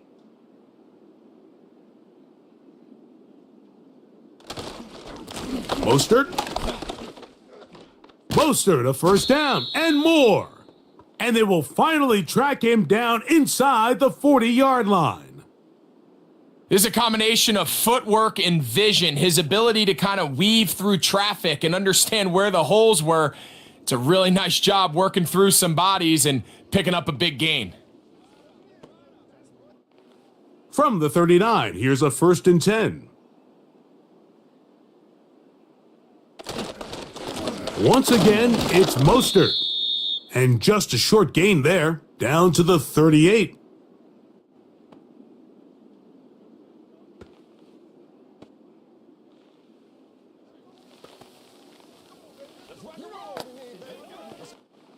Here's a 2nd and 9.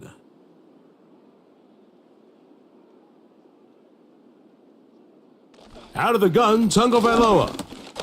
Oh, and this one's going to wind up incomplete. That's one you'd think he'd be able to corral. But he can't find the handle, and it's going to lead to a 3rd down. So the receiver does everything right, except for the most important part. He runs a nice route. He creates great separation downfield. But now you just got to finish that thing off with a catch. Hill brought in motion. Throwing on 3rd down, Tagovailoa. The pressure gets there, and down he goes. A sack. They probably would have been better off just handing the ball off to the running back, Mike, because when they used him as a decoy, nobody fell for it. By the time he finished his fake and got his head around, the defense was all over him.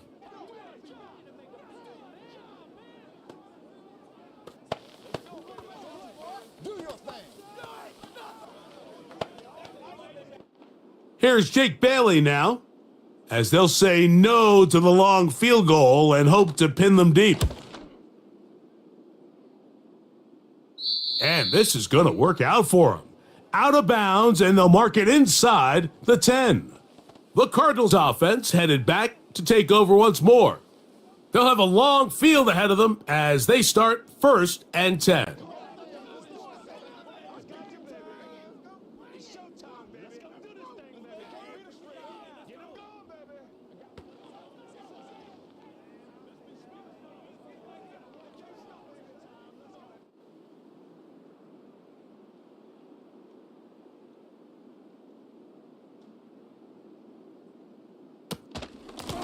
They'll run out of the gun, and this is Connor. And a good job following his blockers, a gain of 7. It'll be 2nd down.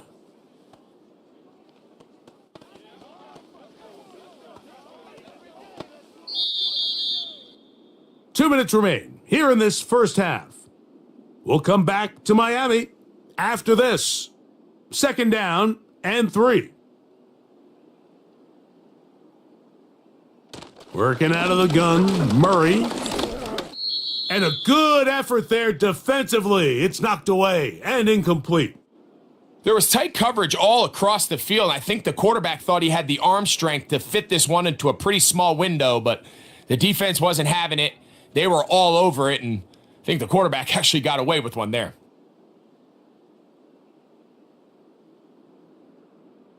Murray on 3rd down. He finds his man. It's Dortch. That's his 3rd catch of this first half, and good enough for a 1st down. And this is why most teams, Mike, decide to take the ball first after the halftime break, because they want to be able to control this middle 4. At the end of the first half, you can use your timeouts. You can use some strategy to steal an extra possession. If they're able now to go down and come away with points, they'll have a chance to double it up again right after the halftime break. Now Murray on 1st down. That's left side, and that's the tight end, McBride. And he's brought down after a gain of 6 on 1st down. The drag route. We used to say this is day one install. Every single offense in the NFL has this sort of route, especially for the tight end position. And depending on the speed and the run after catch ability of the tight end, sometimes it can lead to some of the biggest gains. He'll look middle and finds McBride as tight end. And they will bring him down on the other side of midfield.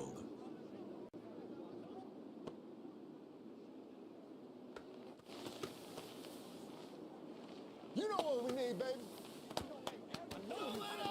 Show 'em what you got. Yeah, go right now. So they come to the line for first down and 10. Throwing again is Murray. A throw on the run is complete. And he's close to another first down as he's brought down just shy of the marker. Receiver just finds himself in a really nice groove, and there's these weird times in the game, Mike, where it just seems like every ball comes your way, every play they call, you're wide open, and you just find yourself in one of those grooves that athletes talk about. So they got to continue to ride the hot hand, because right now on that field, there's no mistaking who it is. And they bring him down inside the 25-yard line.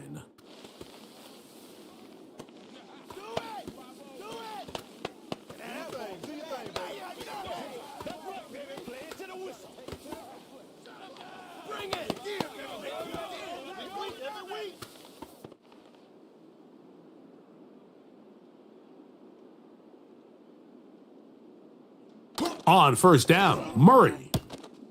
Quickly to the outside and complete. And that keeps him ahead of schedule. That's a first down completion of 7 yards.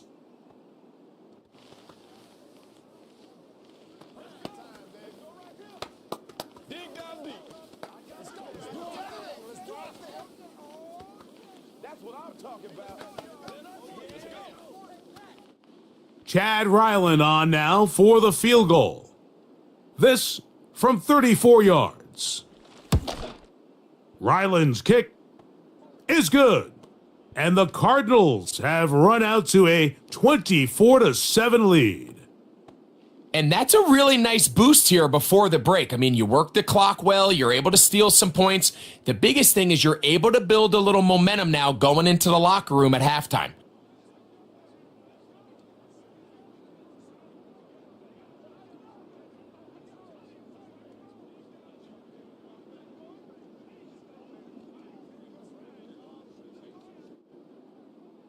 Just 1 second remaining in this first half, and they will kick it away.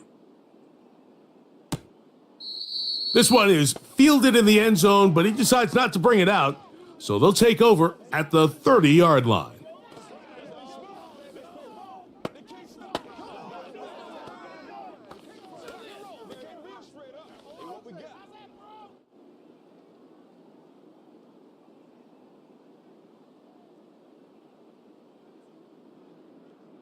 In motion comes Beckham. On first down, Tagovailoa. And that is incomplete. One final chance does not work out. Time has expired. The first half has come to an end. All right, Mike, we'll take it from there as we welcome everyone into our EA Sports studios and our halftime report. This was an extremely one-sided first half. One team showed up, ready to go. The other's been in a daze thus far, but there's still plenty of time left for this one to tighten up significantly. All right, Coach, second half, drawing near. Glad to have you back with us here on EA Sports.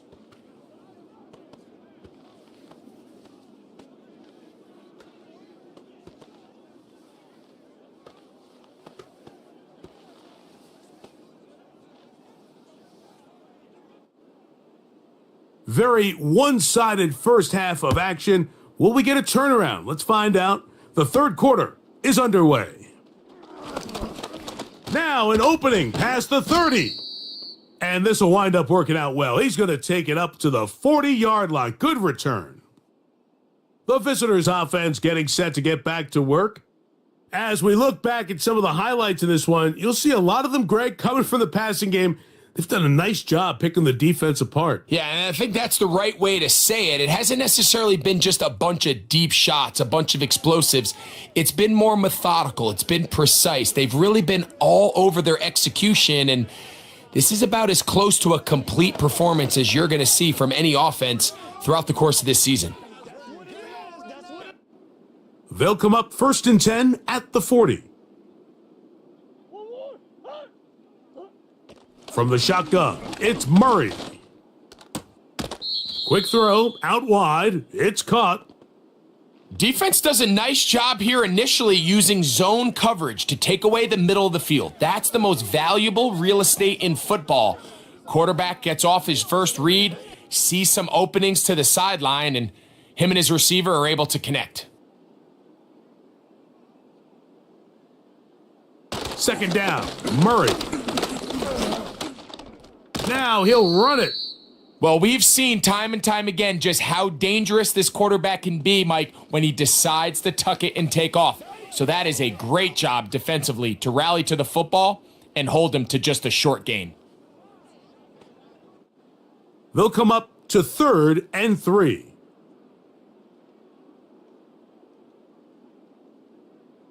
Murray will throw. That's over the middle and take it in. He's got it. And he puts his head down and he picks up the 1st down. A running back that can be used in the passing game is a handful for these defenses. And you can tell this offense, they're not shy getting this guy the ball. And I think the rest of this game, they're going to continue to see, hey, defense, do you have an answer for this guy? They'll throw on 1st down with Murray. And he got rid of that one quickly before the receiver even knew what was going on. That's incomplete. There was no hesitation from the quarterback. From the jump, he knew where he wanted to go with that ball, but still leads to an incompletion. They're just still not quite on the same page. On 2nd down, here's Murray. The ball deflected at least a couple of times, but it'll fall to the ground. It's incomplete. Pretty clear approach here, Mike. You're just trying to take advantage of the size of your tight end versus a smaller defender, and you're just saying box him out and go up for an offensive rebound and get the ball at its highest point. In this case, it falls incomplete, but if they continue to get that matchup, this quarterback's not going to shy away from giving his big tight end a shot. Throughout this entire game, we've really seen this quarterback operate very efficiently, not only being able to spread the ball to multiple playmakers, Mike, but really complete a high percentage of his passes. So can't let that last incomplete break what's been a really nice rhythm so far.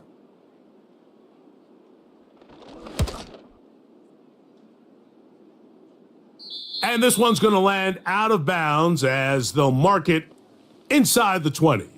The Dolphins offense getting ready for their opening possession of this 2nd half. The deficit is 17, so they got to start cutting into it soon. See if it starts here. 1st and 10.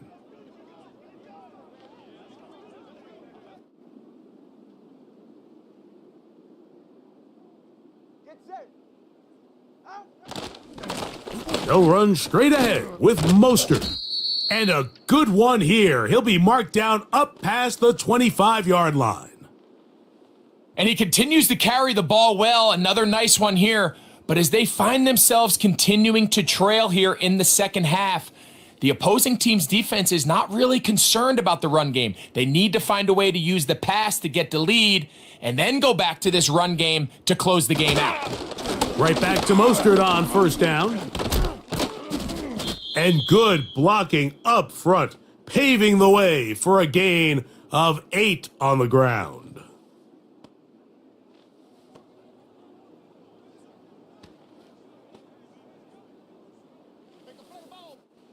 They'll come to the line now on 2nd and 2.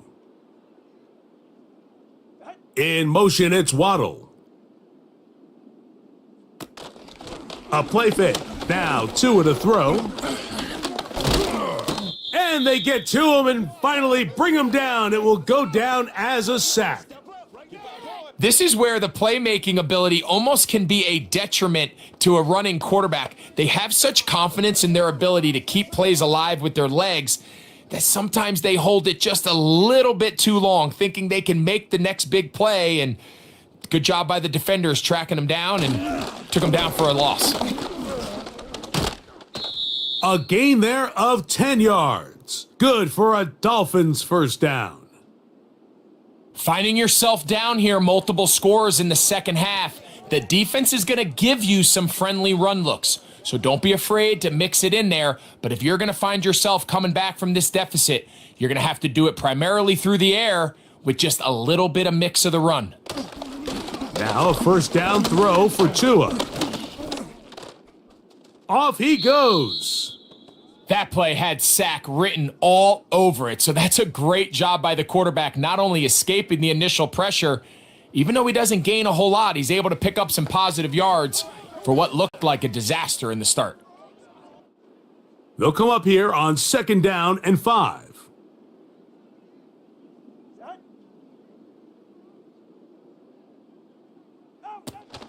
Tua gonna give it to Achane, and not much there.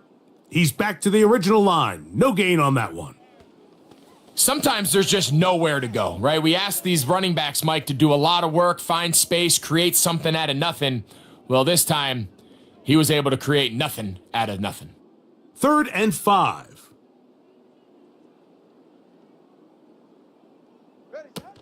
From the gun, here's Tua.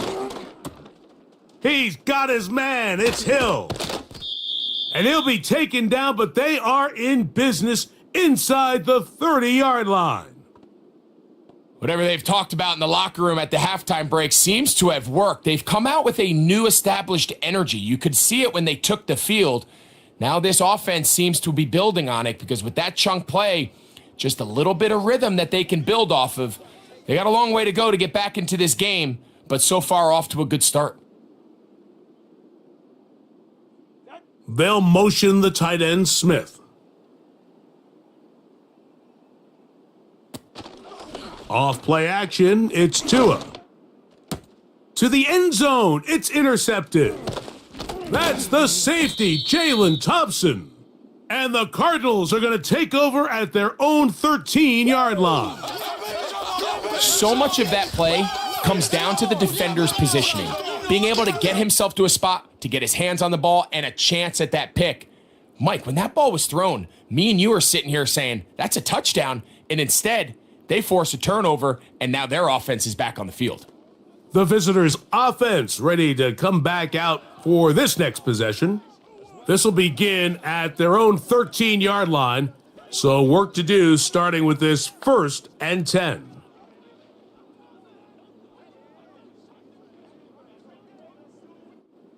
Three tight ends in the game to start the drive. They'll run it on 1st down with Connor. And he'll get to about the 15, and that's it.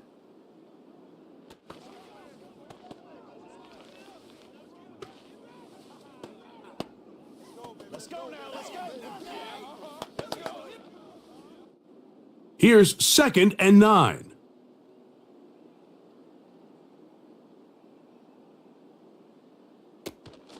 They'll go right back to Connor.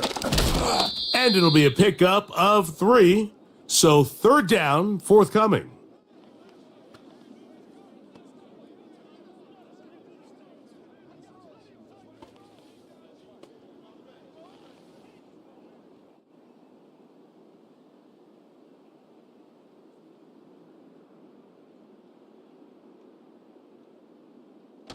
From the gun, it's Murray.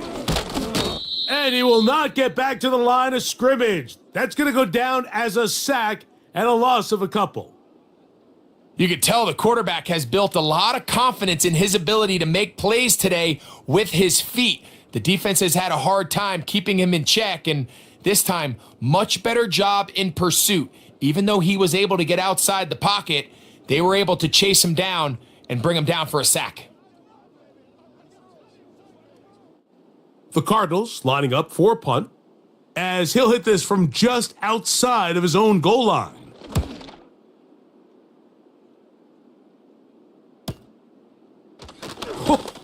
And he'll be brought down, short return, and they'll take over there.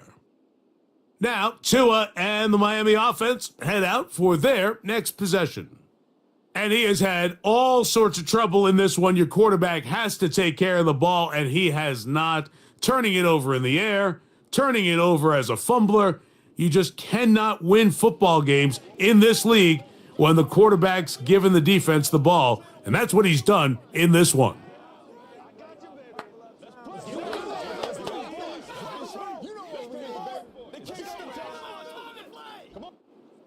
They'll break the huddle. Coming up now for 1st and 10.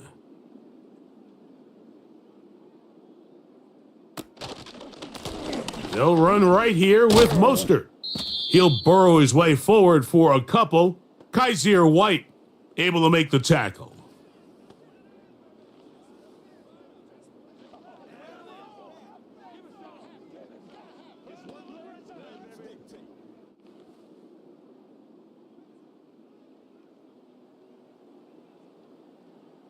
A shotgun snap for Tua. Hit as he throws, and it is incomplete. Just couldn't deliver that one the way he wanted to. Not really sure if there was much there anyways. We do know it'll be 3rd down. I think the biggest issue and why they find themselves trailing in this game, Mike, has really just been the ups and downs of this passing game. At sometimes, he's highly accurate and efficient. But at others, he just misses too many easy throws. The question is, are they going to be able to overcome this quarterback inconsistency and pull this game out? He was trying to get it to Odell Beckham Jr. there, and now it's 4th down. We see this offense just continue to search for a spark. It's just this entire game, their execution's just been a little bit off, and now here in the second half, they find themselves down by multiple scores. They're going to have to connect on 1 or 2 of these big plays if they want to find themselves back in this one. Dallas to return it. And he's going to be brought down after a short return. And that's where his team will get possession of the football.